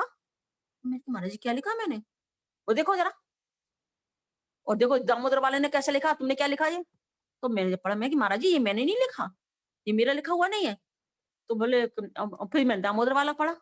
मैं कि महाराज जी ये मैंने लिखा, ये नहीं लिखा मैंने, ये तो उल्टा हो गया, हमारा उसमें छप गया, उनका हमारे पे छप गया है हमारा। तो महाराज जी बोले वही तो मैं कहूँ, ये तो रोज लिखती है, इतने सालों से लिखती है, अरे इसने गलत कैसे लिख दिया, ये ऐसा कैसे लिख दिया। मैं कि महाराज जी मुझे डर गई, मैं तो महाराज जी तो डांटे ना मेरे को, मैं तो डर गई। तो मैं फिर महाराज जी बोले हाँ वही मैं कह रहा था, इसे लिख कैसे दिया ऐसा गलत, ये ऐसा तो लिखती नहीं है। तो फिर ये लास्ट तक मेरी सेवा चलती रही, जब तक गुरुदेव थे तब तक ये सेवा चलती रही। इस प्रकार से गुरु महाराज जी की बहुत हमने जितना कोशिश हुआ, गुरु महाराज ने हमसे सेवा ली। और हम तो योग्य नहीं है प्रभु जी, हमने फिर भी गुरु जी ने ऐसी हमारे पर कृपा की है कि थोड़ा टूटा फूटा कुछ लिख लेते थे, कुछ कर लेते हैं उनकी कृपा से। अब गुरु जी के जो था समय है प्रभु जी, प्रभु जी हरे कृष्णा। हरे कृष्ण गुड्डी दीदी, आप और 10-15 मिनट बोल सकते हैं। प्रभु जी का अच्छा कनेक्शन थोड़ा स्लो है। हाँ, आप 10-15 मिनट बोलिए। अच्छा अच्छा ठीक हाँ है जी जी दीदी। ठीक है। ओम बोलिए दीदी, हाँ प्रभु बोलिए जी। बोलिए। अच्छा ठीक है प्रभु जी, बोलती हूँ। तो दीदी देखो वो विशेष करके सब लोग ये सुनना चाहते हैं कि किस प्रकार से आपने मतलब त्यागमय जीवन अपनाया और फिर गुरुदेव ने कैसी आपको प्रेरणा दी, ये विषय के बारे में। क्योंकि गुरुदेव तो चाहते थे सब लोगों को मतलब मीराबाई जैसे फिर बनाने के लिए, क्या उनका क्या मतलब विचार क्या था, इस विषय में थोड़ा सा सब लोग जानना चाहते हैं, थोड़ा बोलिएगा इसके बारे में। अच्छा तो जब मैं छोटी थी तो अब बच्ची थी, समझ लो बच्ची एकदम 9-10 साल की बच्ची थी। तो मैं फ्रॉक पहन के जाती थी मंदिर में, फ्रॉक पहनती थी, फ्रॉक पहन के जाती थी। तो गुरु महाराज ने एक बार मेरे को कहा, ए तुम फ्रॉक ट्रॉक मत पहना करो। मैं कहा ठीक है। फिर मैंने जो पंजाबी सूट होता है वो पहनना शुरू कर दिया। अब मेरे को ना थोड़ा डार्क कलर का कपड़ा पहनना पसंद था। तो धीरे-धीरे करके मैंने वो पंजाबी सूट पहनना शुरू किया, सलवार कुर्ते, तो डार्क कलर का पहनती थी मैं। और जब मैं मंदिर जाती थी ना, गुरु महाराज मेरे से ना एक बात कहते थे। छोटी थी मेरे से कहते थे, "तू कहाँ से आ रही है?" गुरु महाराज जानते हैं मैं मथुरा में रहती हूँ। मुझे जानते हैं मथुरा की, मैं सबको जानते हैं। "तू वृंदावन से आ रही है?" ये कहते थे। "अरे! तू सावलिया वैद्य को लेके नहीं आई?" ऐसे बोलते थे मेरे से। "तुझे पता नहीं मैं कितना बीमार हूँ? मेरे को इलाज कराना है अपना।" मैं समझ नहीं पाती थी गुरु महाराज ऐसे मुझसे क्यों कहते हैं। और जब भी मंदिर जाती थी, जब भी पैर यही कहते थे मेरे से गुरु महाराज कि तू सावलिया वैद्य को नहीं लेके आई, तू वृंदावन से आ रही है, तू वृंदावन नहीं गई। इस तरह से बोलते थे। तो कई बार ऐसा बोला। इस बात को तो पूनम दीदी है ना, सोमनाथ जी की मिसेज, वो भी एक बार मैं उनके दिल्ली में, गुरुजी वहां पर रुके थे, तो मैं अपने जीजाई के साथ में गई थी, तो उन्हीं के घर पे गई थी। तो पूनम दीदी में से कह रहे, अरे तुम तो वही हो ना, तुमसे तो गुरुजी कहते हैं सावलिया वैद्य को लेके आ। तो मैंने कहा हाँ। तो गुरुबा जबार यही कहते थे। तो मैंने समझ में नहीं आता महाराज जी क्यों कहते हैं कि सांवलिया वैद्य को लेके आ, मैं बहुत बीमार हूँ। मैं कि महाराज अच्छे खासे तो बैठे हैं, महाराज तबीयत तो ठीक है, अच्छे खासे हैं, फिर महाराज जी क्यों कह रहे हैं मैं बहुत बीमार हूँ, यो क्यों कह रहे हैं। और मैं सांवलिया वैद्य, कौन सांवलिया वैद्य है, मेरी समझ भी नहीं आता था। तो एक दिन मैंने गुरु महाराज अपने आप ही मेरे से बोले, फिर तू जानती है मैं तेरे से ये क्यों पूछता हूँ। तो मैं कि नहीं महाराज जी, मैं ही कुछ सोचती हूँ आप मेरे से ऐसा क्यों पूछते हैं। तो महाराज जी कहने लगे, तू सांवली है ना और तेरा गोल मुंह है, तो तेरे को देख के मुझे वो याद आ जाता है, मतलब कन्हैया याद आ जाते हैं, कृष्ण जी याद आ जाते हैं। तो मैंने कहा हे भगवान, गुरु महाराज के देखो बोले है ना, ये कहते हैं जहां जहां नेत्र पड़े इष्ट देव स्फूर्ति। तो गुरु महाराज साक्षात इसके प्रमाण है कि देखो स्थावर जंगम देखे ना देखे तार मूर्ति, जहां जहां नेत्र पड़े इष्ट देव स्फूर्ति। तो गुरु महाराज मेरे को क्या देख रहे हैं कि मतलब मेरे को बस ये देखकर उनको कृष्ण की स्मरण हो रहा है, कि वो कह रहे हैं कि मैं तेरे को देखता, तू सांवली है ना, सांवली है और तेरा गोल चेहरा है, तो मैं उसका स्मरण हो जाता है मुझे। तो देखो, और फिर मैं धीरे-धीरे जब डार्क करके पढ़े, मेरे से बोले गुरु महाराज कि ए तुम ना हल्के कलर के कपड़े पहना करो। मतलब महाराज जी ने कैसे हमको सिखाया मैं बता रही हूँ। और मैं आप सब जानते हैं कि मेरी सोने चांदी की दुकान है, तो मैं हमेशा गले में चैन पहनती थी, हाथ में सोने की अंगूठी पहनती थी, नाक में, कान में सब मैं पहन के रहती थी मैं। तो धीरे-धीरे गुरु महाराज ने उतरवा दिया मेरा। तो कैसे उतरवाया कि मैं सोने की अंगूठी पहनती थी, बस ये अंगूठी तो बड़ी अच्छी है। मतलब इस तरह से प्यार से बोलते थे, समझ नहीं पाते थे, लेकिन मैं ये समझती थी कि गुरु महाराज को शायद लगता है अच्छा नहीं लगता ये। तो मैं धीरे करके अंगूठी उतार दी। और फिर चैन पहनती थी, तो एक दिन गुरु महाराज ने मेरे से पूछा, कंठी को पकड़ के और चैन को पकड़ के, बता इसकी कीमत ज्यादा है, इसकी कीमत ज्यादा है। गुरु महाराज ऐसे मेरे से बोले, बता किसकी कीमत ज्यादा है। तो मैंने कहा महाराज जी, पारमार्थिक दृष्टि से देखा जाए तो इसकी कीमत ज्यादा है, पैसे की दृष्टि से देखा जाए इसकी कीमत ज्यादा है। फिर ऐसे करके फिर मेरे अंदर एक अंदर से ऐसे ही होता था कि महाराज जी को अच्छा नहीं लगता मैं पहनती हूँ, तो लगता है ये महाराज जी ऐसे बोलते। और कभी कभी मतलब कोई शासन के मूड में जैसे नहीं बोला उन्होंने कभी भी, बड़े प्यार से ऐसे बोल, बस बात ही वैसे नॉर्मल बात करते ना इस तरह से बोल दे। मैंने धीरे धीरे वो भी उतार दिया। और फिर मैंने धीरे धीरे अपने कान के भी उतार दिए। फिर नाक में एक मेरे नोजपिन थी, उसको निकलती नहीं थी, जबरदस्ती खींच खींच के उसको भी मैंने निकाल दिया। इस देख के गुरु महाराज बड़े खुश हुए। तो एक दिन मेरे से बोले, छत पे बैठे थे, छत पे बैठ के बोले मेरे से, तुमको शादी करनी है। मैं कहा नहीं करनी महाराज जी। तो शादी नहीं करनी तो भोग के कपड़े त्यागो और सफेद कपड़े पहनो, मेरे से बोले। और जैसे ही महाराज, और मैं अकेली, कोई नहीं था, मैं और महाराज जी अकेले थे बस। छत पे महाराज जी गए, नीचे कथा चल रही थी, तो मैं ऊपर गुरु जी को प्रणाम करने के लिए छत पे बैठे थे। गर्मी का मौसम था, तो बस यही कहा कि तुम भोग भोग के कपड़े उतारो और ये सफेद कपड़े पहनो। मैंने कहा महाराज जी, मेरे घर वाले तो मुझे पहनने ही नहीं देंगे सफेद कपड़े, मेरे को घर वाले नहीं पहनने देंगे। तो बोले कि कुछ नहीं बोले महाराज जी, कुछ नहीं बोले। अब महाराज जी इतना ही बात मेरे को बोल दिया, अब इतनी बात बोलते, अब मेरे मन में एक लगन लग गई कि मुझे सफेद कपड़े पहनने, मुझे सफेद कपड़े पहनने। मैं कैसे पहनूं, मैं कैसे पहनूं। और घर वाले, क्योंकि हम तो मतलब थोड़े अच्छे घर से हैं, तो समाज वाले क्या कहेंगे, मेरे माता पिता क्या कहेंगे, वो देखूंगे तो मैं, और लेकिन मन में ये लगा मुझे गुरुजी ने सफेद कपड़े पहनने के लिए, सफेद कपड़े पहनना है मेरे को। तो फिर मैंने एक जोड़ी चुपचाप, मेरे घर वालों किसी को नहीं बताया, एक जोड़ी चुपचाप कपड़ा खरीद के लेके आई और चुपचाप लाके टेलर को सिलाने दे दिया। और सिल के लाके और मैं धीरे धीरे कैसे करती थी, उस कपड़े को ना, जब मंदिर जाती थी ना तब सफेद कपड़े पहनती थी, और कहीं और जाती थी तब कलरफुल कपड़े पहनती थी। ऐसे धीरे धीरे, और फिर मैं क्या, अब गुरुजी थे नहीं, गुरुजी कहीं बाहर गए थे। जब गुरुजी के जन्मदिन पे पहले दिन मैंने कपड़ा पहना, गुरुजी के जन्मदिन पे पहले सफेद कपड़ा पहना। 2000 से शुरू किया मैंने सफेद कपड़ा पहनने। पहले मैं कलरफुल पहनती, 2000 से सफेद कपड़ा पहनना शुरू किया। तो गुरु महाराज ने जब देखा मेरे को आए ना, तो मैं सफेद कपड़े पहन गई थी, गुरु महाराज जैसे देखने लगे, इतने खुश हुए मेरे को देखकर। तो फिर धीरे धीरे करके मतलब फिर उनकी कृपा ऐसी रहती, फिर मैं धीरे धीरे करके मठ में पहनना शुरू कर दिया। मेरे पूछते भी था, राजू भैया ही पूछते थे, ए तू सफेद कपड़ा क्यों पहनती है?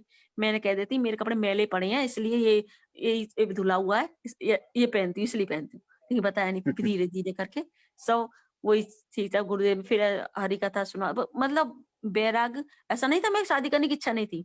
शादी पहले में थी इच्छा। मेरी दीदी कहती थी मैं शादी नहीं करूंगी, मेरी दीदी कहती थी मैं शादी नहीं करूंगी। मैं कि शादी नहीं करेगी, मम्मी पापा को परेशान करती है, शादी नहीं करूंगी, शादी नहीं करूंगी। मैं तो करूंगी, क्यों नहीं करूंगी शादी, मैं ऐसा कहती थी। लेकिन उल्टा हो गया, उनकी तो शादी हो गई और मेरे पर गुरुदेव की ऐसी कृपा हुई। मेरा धीरे धीरे गुरुदेव की कथा सुनते सुनते पता नहीं मेरे अंदर अपने आप ही बैराग होने लग गया। पहले तो मेरी एक इच्छा थी कि मैं चलो कर लूंगी, ब्रज में ही करूंगी, ब्रज में जब महाराज जी के हर एक प्रोग्राम को अटेंड कर ब्रज में करूंगी। लेकिन वो भी इच्छा मेरी खत्म हो गई, गुरुदेव के आशीर्वाद से वो इच्छा भी मेरी खत्म हो गई। बस यही कि अब मुझे तो कुछ नहीं करना, मुझे तो भजन करना है, बस मुझे तो भजन करना है, एक ही मेरे दिमाग में था, मुझे भजन करना है। गुरुदेव ने मेरे नहीं, गुरुदेव ने अपने आप ही धीरे धीरे धीरे करके मेरे अंदर ऐसी प्रेरणा जागृत कर दी। उसके बाद में चलता रहा, अब आज भी चल रहा है, जो भी ठाकुर जी की कृपा से कर रहे हैं। अब देखो, अब एक बार महाराज जी की पत्नी आई और महाराज जी की बहन आई, बेटी भी आई। तो मेरी माँ जो परिक्रमा में आई थी, तो महाराज जी से किसी ने दीक्षा तो ली नहीं, आई नाम किसी ने लिया नहीं था, वैसी मिलने की आई थी। तो मेरी माँ उनकी माता, मतलब गुरु माता को पकड़ के परिक्रमा कराती, बूढ़ी थी थोड़ी सी, तो पकड़ के परिक्रमा कराती थी। तो महाराज जी को ये अच्छा नहीं लगता था। ये क्या कर रही हो? महाराज जी, कोई नहीं हुए, जो है इनाम करता है, भजन करता है, वो मेरा है। जो मैं भजन नहीं करता, मेरे उससे कोई मतलब नहीं है, कोई ना मेरी बहन, ना कोई बेटी, ना कोई नहीं मेरा। और महाराज जी ने उसको देख, जैसे महाराज जी के बहुत चरण छीने के लिए महाराज जी से मुंह फेर के आगे निकल गए, पत्नी के मुंह फेर के आगे निकल गए, देखा नहीं। और तुम मेरी बेटी हो, जो भजन करता है वो मेरी बेटी है, और कोई मेरा कोई नहीं है। गुरुदेव ने एकदम कहा, वो सब लोग ना रोने लग गए, महाराज जी की बहन और बेटी रोने लग गई। तो बोले हम ठीक है, हम आपसे नाम ले लेंगे, हम भजन करेंगे। तो बोले जब भजन करेगी तब तुम्हारा मेरा गुरु और शिष्य का संबंध रहेगा, और दूसरा कोई संबंध नहीं रहेगा। तो उन्होंने गुरुदेव से ही नाम लिया, और बीच बीच में कार्तिकी परिक्रमा में आती थी, और वो नहीं आती, माता जी नहीं आती थी, लेकिन उनकी बहन और बेटी आती थी। अभी भी उनकी पिछले कार्तिक में आई थी, उनकी बहन आई थी, ऐसे आती थी। और अब गुरु जी के अंतिम समय की बात है, तो मेरा अंतिम बात गुरुदेव से कब हुई, गुरुदेव का ये नंदोत्सव के दूसरे दिन, दशमी के दिन, नंदोत्सव दशमी के दिन मथुरा में आए थे। जब मथुरा में आए थे तो मैं वृंदावन में थी, वृंदावन से आई तो जब तक मैं सीधी घर नहीं गई थी, सीधी मठ में आई थी। मठ में आके गुरुदेव का कमरा बंद हो चुका था, दरवाजा बंद हो चुका था, वो अंदर चले गए थे कमरे में। और मेरे को तो बड़ा दुख हुआ कि मैं महाराज जी के दर्शन नहीं कर पाई। कब शाम को दर्शन होंगे, कब होंगे दर्शन, मेरी बड़ी ललक थी महाराज जी के दर्शन की, क्योंकि महाराज जी की थोड़े से अस्वस्थ थे दिल्ली में, तो वो जन्माष्टमी पे आ नहीं पाए। तो उससे पहले झूलन पे भी नहीं आए थे, जन्माष्टमी पे भी नहीं आए थे, रुको संगीत पे आए नहीं थे। तो मेरी बड़ी इच्छा थी मैं जल्द महाराज जी दर्शन करूं, लेकिन दरवाजा बंद था। किसी ने आके कहा, ऐसा कहा तुम पीछे के दरवाजे चले जाओ, पीछे के दरवाजे, रसोई से पास में दरवाजा जाता है मथुरा में, पीछे के दरवाजे चले जाओ। मैं पीछे के दरवाजे से अंदर गई तो गुरुदेव ने मेरी तरफ देखा। उस समय विजय प्रभु भी थी, कमरे में थे। हाँ, मैं भी था। हाँ, मैं भी था। आप कमरे में थे, तो मेरे ख्याल में नरसिंह महाराज थे शायद, संजय प्रभु था, हाँ, संजय भी था, हाँ, संजय भी था साथ में। अच्छा संजय लेकिन कोई लेडीज नहीं थी, लेडीज में अकेली थी, कोई लेडीज नहीं थी। हाँ, तो गुरु महाराज ने मेरी तरफ ऐसे करके देखा, मुंह करा, मैं पीछे से गेट से गई, सामने से नहीं गई थी, मैं पीछे के गेट से गई थी ना, तो मैं साइड में खड़ी थी, इधर साइड में गुरुदेव के, तो गुरुदेव ने ऐसे मुंह करके मेरी तरफ देखा, एकदम मेरे को देखते रहे, मतलब मेरे को। फिर एकदम उनका चेहरा थोड़ा सा लाल, एकदम एक महाराज जी अस्वस्थ थे ना, तो मेरे को उनको देखकर ना मेरी आंखों में पानी आने लग गया। नहीं महाराज जी, फिर मैं ना महाराज जी से कुछ आंखों में पानी भर के गुरु महाराज से कह रही, महाराज जी आप नहीं आए, जन्माष्टमी पे आप नहीं आए महाराज जी, आप इस पे भी नहीं आए, झूलन पे भी नहीं आए, गुरु को आपके बिना सब फीका फीका लग रहा था। मैं महाराज जी से आंखों में पानी भर के कह रही थी, गुरु महाराज क्या कह रहे थे? अरे क्या बताऊं बेटी, इन महानुभावों ने मेरे को आने ही नहीं दिया, ये महानुभाव मेरे को लेके ही नहीं आए, गुरुदेव की बात से। तो मेरी तो इच्छा थी, पर ये महानुभाव मुझे लेके ही नहीं आए। बोले ऐसे गुरुदेव ने बोला। फिर मैं, और गुरुदेव ना मुझे ना एक टक देखते रहे, और फिर ना गुरुदेव मेरे से ये बोले, सीधे ही बोले, पहले जैसा कुछ नहीं रहेगा, सब उल्टा पुल्टा हो जाएगा, ये सब है, ये कुछ नहीं रहेगा, एकदम ऐसे बोले। मैं महाराज जी आप ये कैसे बोल रहे हो? मैं एकदम आंखों पानी भर के बोली, महाराज जी आप क्या कह रही है, क्यों कह रही है ऐसे? मैं एकदम एकदम लगी। तो गुरु महाराज के, माता महाराज जाके मुंह पे हाथ रख दिया, थक थक थक, मतलब और मत बोलो। लेकिन मुझे लगता था शायद गुरु महाराज कुछ और बोलना चाहते थे मेरे से, कुछ बताना चाहते थे मेरे को, और मुझे ऐसा हृदय में लग रहा था। लेकिन माता महाराज ने उनके मुंह पे हाथ रखे, थक थक। फिर मुझसे बोले, माता महाराज जी बस देखते रहे मेरी तरफ, बोले नहीं कुछ। फिर इतना ही बोल के चुप हो गए, क्योंकि माता महाराज ने मना कर दिया। फिर माता महाराज ने मेरे से कहा, अब तुम जाओ, महाराज जी का मालिश का समय, महाराज जी का भी स्नान का मालिश का समय, अब तुम जाओ, सेवा होगी महाराज जी की। मैं चली गई, लेकिन मेरे को अंदर से यही भाव नहीं रहा कि महाराज जी कुछ और कहते क्या मेरे से, कुछ और बोलते क्या, ये रहा। फिर मैं दूसरे दिन शाम को मैं मठ में गई, तो मेरा भतीजा हुआ था उसी दिन। तो मैं महाराज जी को एक न्यूज देने गई थी, क्योंकि 3 बेटी के पास बाद में मेरी बेटा हुआ था। तो मैं महाराज जी को बताने के लिए गई थी। तो महाराज ने मेरे सिर पे हाथ रखा और बोलने लगे, मिठाई कहाँ है? ये बोले, मिठाई कहाँ है? मैं क्या, हमारी मिठाई लेके आऊंगी। और दूसरे दिन महाराज जी गोवर्धन चले गए, मैं मिठाई नहीं खिला पाई। मुझे ये तो कि मैं मिठाई, फिर मैं महाराज जी से गोवर्धन से फिर सीधे दिल्ली चले गए। महाराज कुछ दिन, 2-4 दिन रहे और दिल्ली चले गए। और दिल्ली जाके ना फिर मेरे मन में एक, मेरे को महाराज जी की मिठाई खिलाई। महाराज जी ने कहा मिठाई कहाँ है, मिठाई कहाँ है, तो मैं मिठाई लेके जाऊंगी। तो मैं दिल्ली में गई महाराज जी से मिलने के लिए, तो महाराज जी को मेरे को मिलने नहीं दिया। तो माधव महाराज जी मना कर दिया, और रामचंद्र प्रभु ने भी नहीं, दूर से दर्शन करो, दूर से दर्शन करो। अब मुझे कहाँ चैन पड़े दूर से दर्शन कर, मैं तो मेरी और महाराज जी जब तक निगाह से निगाह ना मिले, तो गुरु जी की दृष्टि मेरे ऊपर ना पड़े, तो मेरे को तो लगता ही नहीं महाराज जी मुझसे मिले हैं। मुझे तो लगता है अब दूर से क्या देखो महाराज जी को, महाराज जी एकदम वो कमरे के अंदर, कमरे में दूर से अंदर, दूर से, इतनी दूर से देखो। और मैंने क्या कहते हैं वहां से फिर रामचंद्र प्रभु बोले, सड़क पे से देखो, उधर से जाओ, महाराज जी पे गैलरी में आके बैठेंगे। मैं सड़क कहाँ पे, सड़क पे गाड़ी पे चढ़ के देखूं क्या, दिखाई नहीं देंगे महाराज जी तो इतनी ऊपर से। फिर मैं सड़क पर, महाराज जी ने, कौन है? बोले गुड्डी है। महाराज जी को पूछा था, तो महाराज जी कुछ पूछा हुआ, मेरे को रामचंद्र प्रभु भी नहीं जानते मुझे। मैं तो बड़ी दुखी हो गई। तो मैं कि हे भगवान, महाराज जी मैं इतनी दूर से दिल्ली से आपसे मिलने के लिए आई, मैं और मेरे राजू भैया गए थे, दोनों जने गए थे। महाराज जी मैं आपसे मिलने के लिए आई हूँ, और महाराज जी मैं आपसे मिल नहीं पाऊंगी। अब वो एक ह्यूस्टन वाली बिमला दीदी थी, वो कहने लगी, साधना दीदी तुम एक दिन और रुक जाओ, देखो मेरे को भी 1 हफ्ते बाद में गुरुजी के दर्शन हो गए थे, मैं आई हूँ एक हफ्ते से, मुझे हो गए दर्शन, तो तुम्हें भी दर्शन हो गए गुरुदेव के, तुम रुक जाओ। मैं एक दिन रुक गई, मैं दिल्ली में एक दिन रुक गई मठ में ही। तो अभी दूसरे दिन भी शाम हो गई, मेरे को दर्शन नहीं हो रहे हैं, गुरुजी के दर्शन नहीं हो रहे हैं। अब मेरे को मन तो उतना दुखी कि मैं आयरा, मैं गुरुजी के दर्शन नहीं कर पा रही। उसने कहा तुम वृंदा से बात करो, ब्रजनाथ की मिसेज वृंदा से बात करो। मैंने वृंदा से कहा, तो वृंदा ने कहा जब माधव महाराज से पूछो। मैं, माधव महाराज तो मना कर रहे हैं। बोले माधव महाराज मना कर रहे हैं तो मैं कैसे मिला सकती हूँ आपको गुरुदेव से? तो मैं कैसे भी करके मिलाओ मेरे को। बोले नहीं, मैं मिला नहीं सकती। मैं बड़ी दुखी हो गई, ये भी मना कर रही है। फिर अब पता नहीं क्या हुआ, वृंदा दीदी उठ के अपने कमरे से उठ के गुरुदेव के कमरे में गई, और मेरे मोबाइल में गुरुदेव का फोटो था।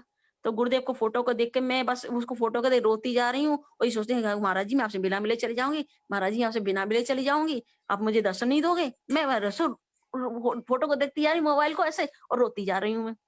तो इतने में ब्रजनाथ प्रभु आए। ब्रजनाथ प्रभु ने मेरे से बोले, रति मंजरी, मेरा दीक्षित नाम रति मंजरी है ना, तो रति मंजरी इधर आओ। विदेशी लोग जानते हैं मेरे को, विदेशी लोग दीक्षित नाम से पुकारते हैं और सब लोग तो गुड्डी के नाम से जानते हैं मेरे को। महाराज जी भी, स्वयं महाराज जी गुड्डी मेरे को बोलते थे, गुड्डी। तो सब लोग गुड्डी के नाम से जानते हैं और सब चाहे सन्यासी सब मुझे गुड्डी कहते हैं। तो फिर महाराज जी, अब ब्रजनाथ प्रभु ने कहा अंदर आओ। अब मैं कि माधव महाराज जी, बोले तो छोड़ो माधव महाराज को, तुम अंदर आओ। और मैं अंदर गई तो महाराज जी का ऐसा हरे रंग का पर्दा लगा रखा था और पीछे महाराज जी बैठे, उसको पर्दे को खोल दिया और महाराज जी मेरे बिल्कुल सामने, ऐसे आमने सामने, बिल्कुल महाराज जी और मेरे आमने सामने। गुरुदेव की मेरे ऊपर दृष्टि पड़ी। गुरुदेव ना माधव महाराज उनको कुछ खिला रहे थे, मतलब हाथ में कटोरी थी महाराज जी के, तो महाराज जी से कह रहे थे अपने हाथ से खाओ, अपने हाथ से खाओ। महाराज जी से कह रहे थे माधव महाराज अपने हाथ से खाओ। ये मैं सुन रही थी वहां बाहर बैठ, मैं कम से कम नहीं तो 2-4-5 मिनट गुरुदेव के आगे ऐसे बैठी रही। गुरुदेव ने ऐसे करके देखा मेरे को, तो बस मैं इतना ही मेरे को चाहिए कि हमारे गुरुदेव की दृष्टि मेरे ऊपर पड़ जाए। तो गुरुदेव ने मेरे को देखा, फिर माधव महाराज ने कहा अब तुम जाओ। मैं कि बस गुरुदेव के मैं गुरुदेव को देख लूं, गुरुदेव मुझे देख ले, तब मैं जब तक तसल्ली नहीं होती। अब जब हम मंदिर भी जाते हैं ना, तो जब वो क्या कहते हैं, जब तक गुरुदेव ना नहीं पूछ लेते ना कैसी है, या दूर से ही यूं ही कर लेते ना, तब लगता हाँ हम मंदिर गए, आज हम गुरु जी से मिल के आए हैं। तो जब तक गुरु जी नहीं बोलते था, ऐसा लगता है गुरु जी हमसे नाराज है क्या, हमसे क्यों नहीं बोले आज गुरु जी क्यों नहीं बोले। तो हम गुरु जी से कहते ना महाराज जी आज आप हमसे बोले नहीं। बोले हाँ मैं तुमसे नाराज हूँ, मजाक करते थे। मैं कि क्यों, हाँ नाराज हूँ, मतलब इस तरह हंस जाते थे। तो जब तक हमारे जैसे हम प्रभु जी माँ बाप के साथ में बच्चे रहते ना, ऐसे हम गुरु जी के साथ में रहे बिल्कुल। गुरुदेव ने कभी यही नहीं कहा कि, मतलब ये नहीं सोचा कि ये कोई शिष्य है, या हमने नहीं सोचा ये हमारे गुरु जी है, हमने ये सोचा कि ये हमारे पिताजी हैं, उन्होंने ये सोचा मेरी बेटी है। हमेशा बेटी करके बात करते, कभी नाम भी नहीं लेते थे गुरुदेव। बेटी कैसी है, बेटी ठीक है ना, बेटी मैंने तेरे को बेटी बोलता हूँ ना। एक बार तो मैंने गुरुदेव से कहा, गुरु महाराज आप कभी मेरे को नाम लेके पुकारते नहीं हो, आप मेरे को सिर्फ बेटी कहते हो कभी। अरे बेटी से बड़ा कुछ होता है, गुरुदेव बोले बेटी से बड़ा कुछ होता है, मैं तुमको बेटी कहकर बोलता हूँ। तो सबको गुरुदेव बेटी बेटी करके बोलते थे। तो हमने कभी नहीं सोचा कि हम गुरु और शिष्य का संबंध, कभी नहीं। हमने यही सोचा कि ये मेरे पिताजी और ये मैं इनकी बेटी। इस तरह, और गुरुदेव भी इतना स्नेह का। एक बार तो नंदगांव की परिक्रमा में मेरे सामने से, मेरे आंखों के सामने बस निकल गई, मैं पीछे से हल्ला मचा रही हूँ, कौन सुने। तो मैंने कहा मुझे तो क्या कहते हैं महाराज जी के पास जाना है। मैंने मम्मी पापा से हल्ला मचाया, चलो ले गई। तो प्रभु जी में गुरु जी को ऐसे पकड़ लिया मैंने, जैसे कोई बच्चा अपने पापा को मम्मी को पकड़ लेता है ना। मैं जाके नंदगांव में जाके मैंने गुरु जी को ऐसे पकड़ लिया। तो और रोने लगी। मुझे बोले अरे बेटी तू कहाँ रह गई। मैं कि महाराज जी मेरे आंखों के सामने से बस चल दी। तो बोले तू लेट क्या हो गई। मैं कि मैं मक्खन निकाल रही थी, नंदगांव में परिक्रमा थी, मैं मक्खन निकाल रही थी इसलिए लेट हो गई। तो मतलब ऐसे पकड़ लिया जैसे कोई बच्चा अपनी माँ को पकड़ लेता है। और गुरुदेव हंसा, तेरे लिए मेरा दरवाजा सब समय खुला है, कभी भी दरवाजा बंद हो ना तो खोल के अंदर घुस जाना। यो कहते थे तू दरवाजा खोल के आ जाना, बंद भी कोई नहीं आने ना तो चुपचाप तू अपने आप दरवाजा खोल लेना अपना, मेरा दरवाजा खोल के आ जाना। इस तरह से गुरुदेव क्या कहते हैं, मतलब स्नेह करते थे। इतना प्यार प्रभु जी, गुरुदेव के प्यार के आगे मैं सबका प्यार भूल गई, सबका। यहाँ तक कि माँ बाप का भी प्यार मैं इतना नहीं वो कर पाई जितना गुरुदेव ने, उनका प्यार भी भूल गई माँ बाप का, इतना गुरुदेव ने मेरे को प्यार दिया। और मेरे को एक बार छोटी थी, मेरे को ले गए वृंदावन गुरु महाराज। तो बोले चल वृंदावन है। तो वृंदावन जाके मुझसे क्या कहते हैं गुरु महाराज, तेरे को अपनी मैया की याद आ रही है, तेरे पिताजी की याद आ रही है, तेरे को छुड़वा दूं, घर जाएगी। इस तरह से बोले तेरे को याद आ रही है, मम्मी पापा की याद आ रही है तेरे को। मैं कि नहीं आ रही महाराज जी। तो बोले कहे तो छुड़वा दूं। मैंने कहा नहीं महाराज जी मैं तो आपके साथ ही रहूंगी। तो इस तरह से अपने साथ में लेके गुरुदेव हमेशा संग में रखते थे मेरे को। और जब गुरुदेव का मैं ना, जब महाराज पुरी में थे ना, जगन्नाथपुरी में थे ना, तो मैं हर एक दो दिन में फोन करके पूछती थी महाराज की तबीयत कैसी है, महाराज की तबीयत कैसी है, आज महाराज ने कुछ खाया कि नहीं खाया, ऐसे मैं फोन करके पूछती रहती थी। तो जिस दिन महाराज जी प्रकट हुए उससे एक दिन पहले मैं और राजू भैया दोनों, क्योंकि पुष्पा बावन गोसाई महाराज जी के जन्मदिन था, आविर्भाव तिथि थी, तो हम दोनों वृंदावन गए थे, मथुरा से वृंदावन गए थे।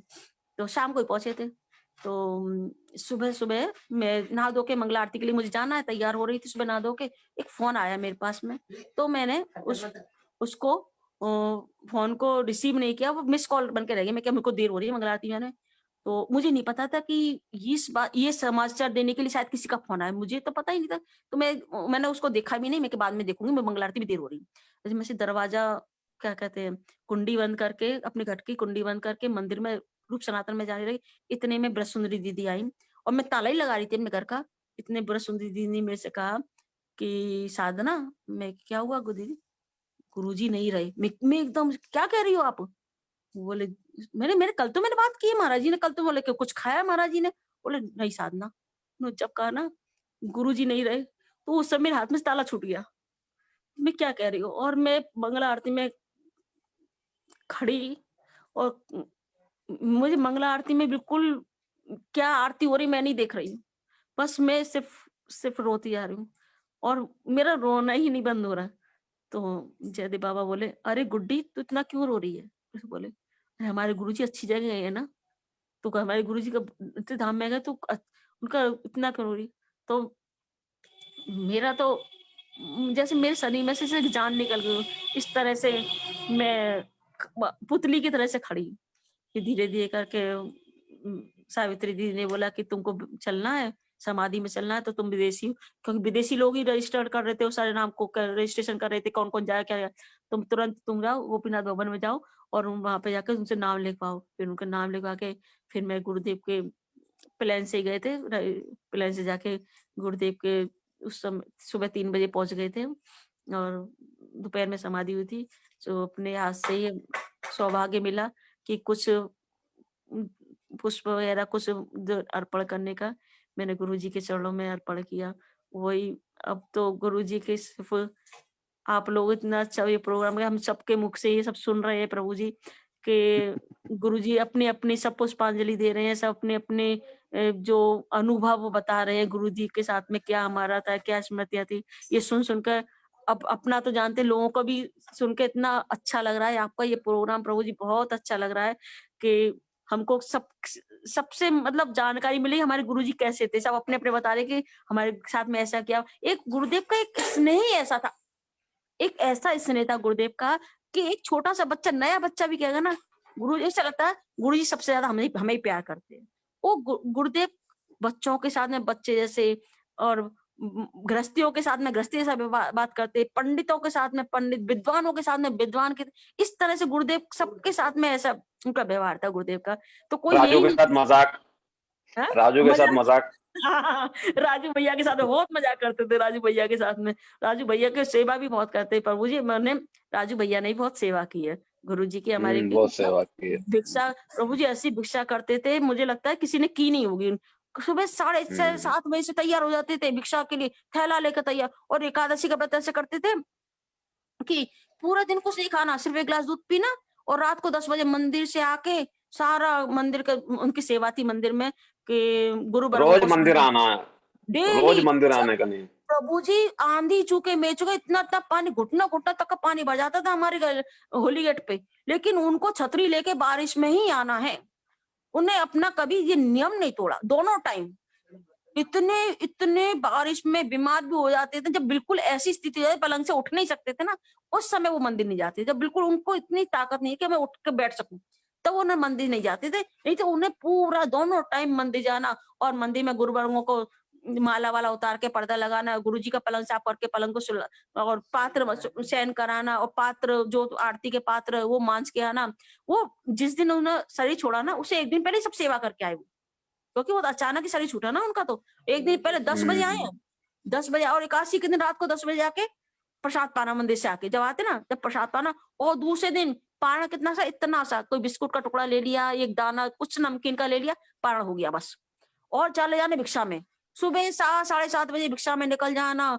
और वृंदावन से ब्रह्मचारी आते थे तो वो तो चले जाते थे 2-3 बजे तक अपनी भिक्षा करके चले जाते, ये शाम को 7 बजे तक, 6-7 बजे तक भिक्षा करते थे। जन्माष्टमी कलेक्शन, इतना कलेक्शन करते थे, बस गुरु पूर्णिमा वाले दिन इन्होंने रसीद लेनी, और रसीद लेके जब तक जन्माष्टमी नहीं है पूरे सुबह से लेके शाम तक भिक्षा ही भिक्षा, वो कलेक्शन कलेक्शन कलेक्शन। थोड़ी बहुत देर के लिए दुकान पे बैठते थे, बाकी कलेक्शन में निकल जाते। इतनी उन्होंने बहुत कलेक्शन करके भी हर जन्माष्टमी पे इतना कलेक्शन करते थे। और भिक्षा हर द्वादशी भिक्षा, हर द्वादशी पे इतनी भिक्षा कर, और यहाँ तक कि उनकी इतनी तकलीफ भी हो गई थी, यहाँ तक कि डॉक्टर ने मना कर दिया था वजन उठाने के लिए कि तुम बिल्कुल वजन नहीं उठाओगे, लेकिन उसने सेवा नहीं छोड़ी। बोले डॉक्टर कहने दो, कहते हो कहने दो, जो कहते थे, लेकिन उसने अपनी सेवा नहीं छोड़ी। और वैष्णव सेवा तो उसने इतनी की कि पूछो मत। क्या कहते, मूड़ी वृंदावन आते थे, थैला भर भर के, बोरा भर भर के सबके लिए मूड़ी लेके जाते थे। सबरे वैष्णवों को जाके मूड़ी देते थे, मूड़ी बांटते थे सबको जाके। बोले और कोई भी काम हो, कोई भी काम हो, मटका तुरंत तैयार, सोते से उठ के चले जाएंगे कि मटकी सेवा है। और कुछ कहे लाओ मुझे दो मैं कर दूंगा, लाओ मुझे दो मैं कर दूंगा, सारी सेवा करने को तैयार।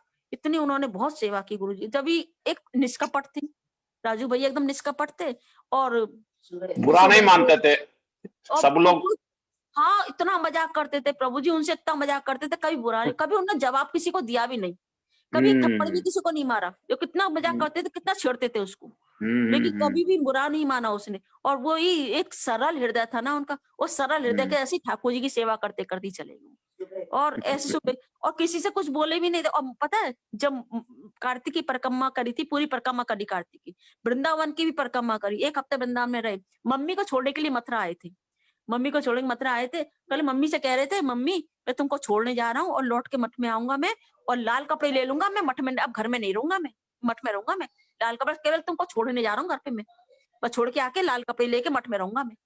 और वो जिस दिन उनको सुबह शरीर छोड़ा ना, अपने उनको डेली नियम था ठाकुर जी के पात्रों को मानना, पूजा के पात्र जो पूजा करते अर्चन करता उसका पात्र, और ठाकुर जी के भोग के बर्तन, उसके नियम की सेवा थी। अपनी सेवा करते कुछ उसको ठंड सी लगी, सर्दी का मौसम था ना, तो कार्तिक के बाद थोड़ा सा, तो भाभी जी से इतना बोला कि आज तुम मेरा ना खाना मत बनाना, आज मैं भंडारे में कीर्तन में जाऊंगा, वहीं पे प्रसाद है, ये प्रसाद पाऊंगा, शाम को मेरा खाना मत बनाना।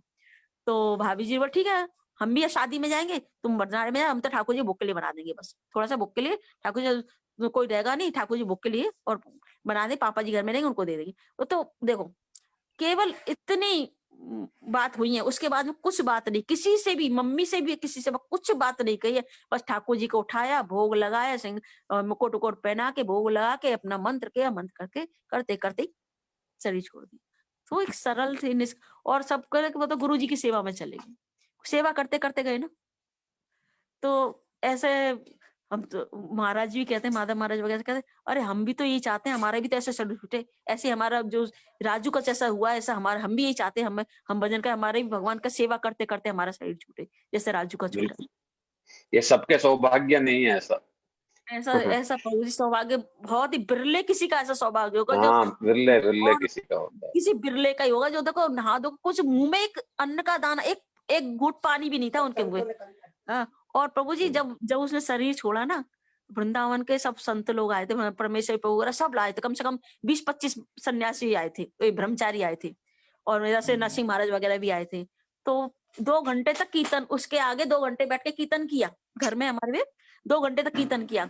और कीर्तन करने के बाद में प्रभु जी कंधा सबरे, परमेश्वर प्रभु ने, मुरारी प्रभु, सब चारों पहले कंधा चारों ब्रह्मचारियों ने लगाया, परमेश्वर प्रभु ने, और 3 ब्रह्मचारी और थे, और अपने कंधे पर, और ये हमारे जैसे राम नाम सत्य कट के बोलते नहीं, मृदंग और करताल के साथ में कीर्तन करते करते गए, लेके गए उसको, जैसे कीर्तन करते कोई संत को लेके जाते हैं ना, इस तरह से ऐसे संत को लेके ऐसे कीर्तन करते, महामंत्र करते हुए कीर्तन करते, और कंधे पर, उन्हीं के कंधे पे गया, पहले उठाया उन्होंने, उठाया और आगे तक जमुना जी तक उसको कंधे पे लेके गए। फिर हमारे घर वालों ने, हमारे रिश्तेदारों ने फिर उसके बाद लगाया, और जब तक उसके शरीर में, चिता में उसके में आग नहीं लगा दी, तब तक कोई आया नहीं, अपने हाथ से करके सारा काम करके आए उसको। बोले इतना उसका सौभाग्य था, मैं बता रही हूँ कितना उसका सौभाग्य था कि संतों के कंधे पे गया, संतों का कीर्तन सुनाया, संतों के हाथ से उसके सारा काम हुआ। इतना वो सौभाग्यशाली था, वो भगवान का ही। और प्रभु जी कितना, आप भी जानते वो कितना सीधा था, सीधा था, बहुत सीधा था, इतना सीधा था कि मतलब कुछ से बोला वो जानता ही नहीं था। आज उसके सीधेपन नहीं, उसके सीधेपन में भगवान कहते हैं ना, जो निर्मल मन से मोह भावा, मोह छल कपट छिद्र ना भावा, बोला ऐसा उसके साथ में होता, वो सरलता से, इसलिए भगवान ने उसको ऐसे ही अचक गोदी में उठा के ले गए इसको, इस तरह से। इस तरह से ठीक है दीदी, ठीक क्षमा है चाहता हूँ, प्रभु जी। लेट हो गया आप लोगों के लिए। और हम लोगों ने गुड्डी दीदी से देखो कितनी सुंदर सुंदर बातें, इनके पूरी फैमिली ऐसी है। ये राजू के बारे में हम लोगों ने सुना, इनकी माता जी भी कम नहीं है।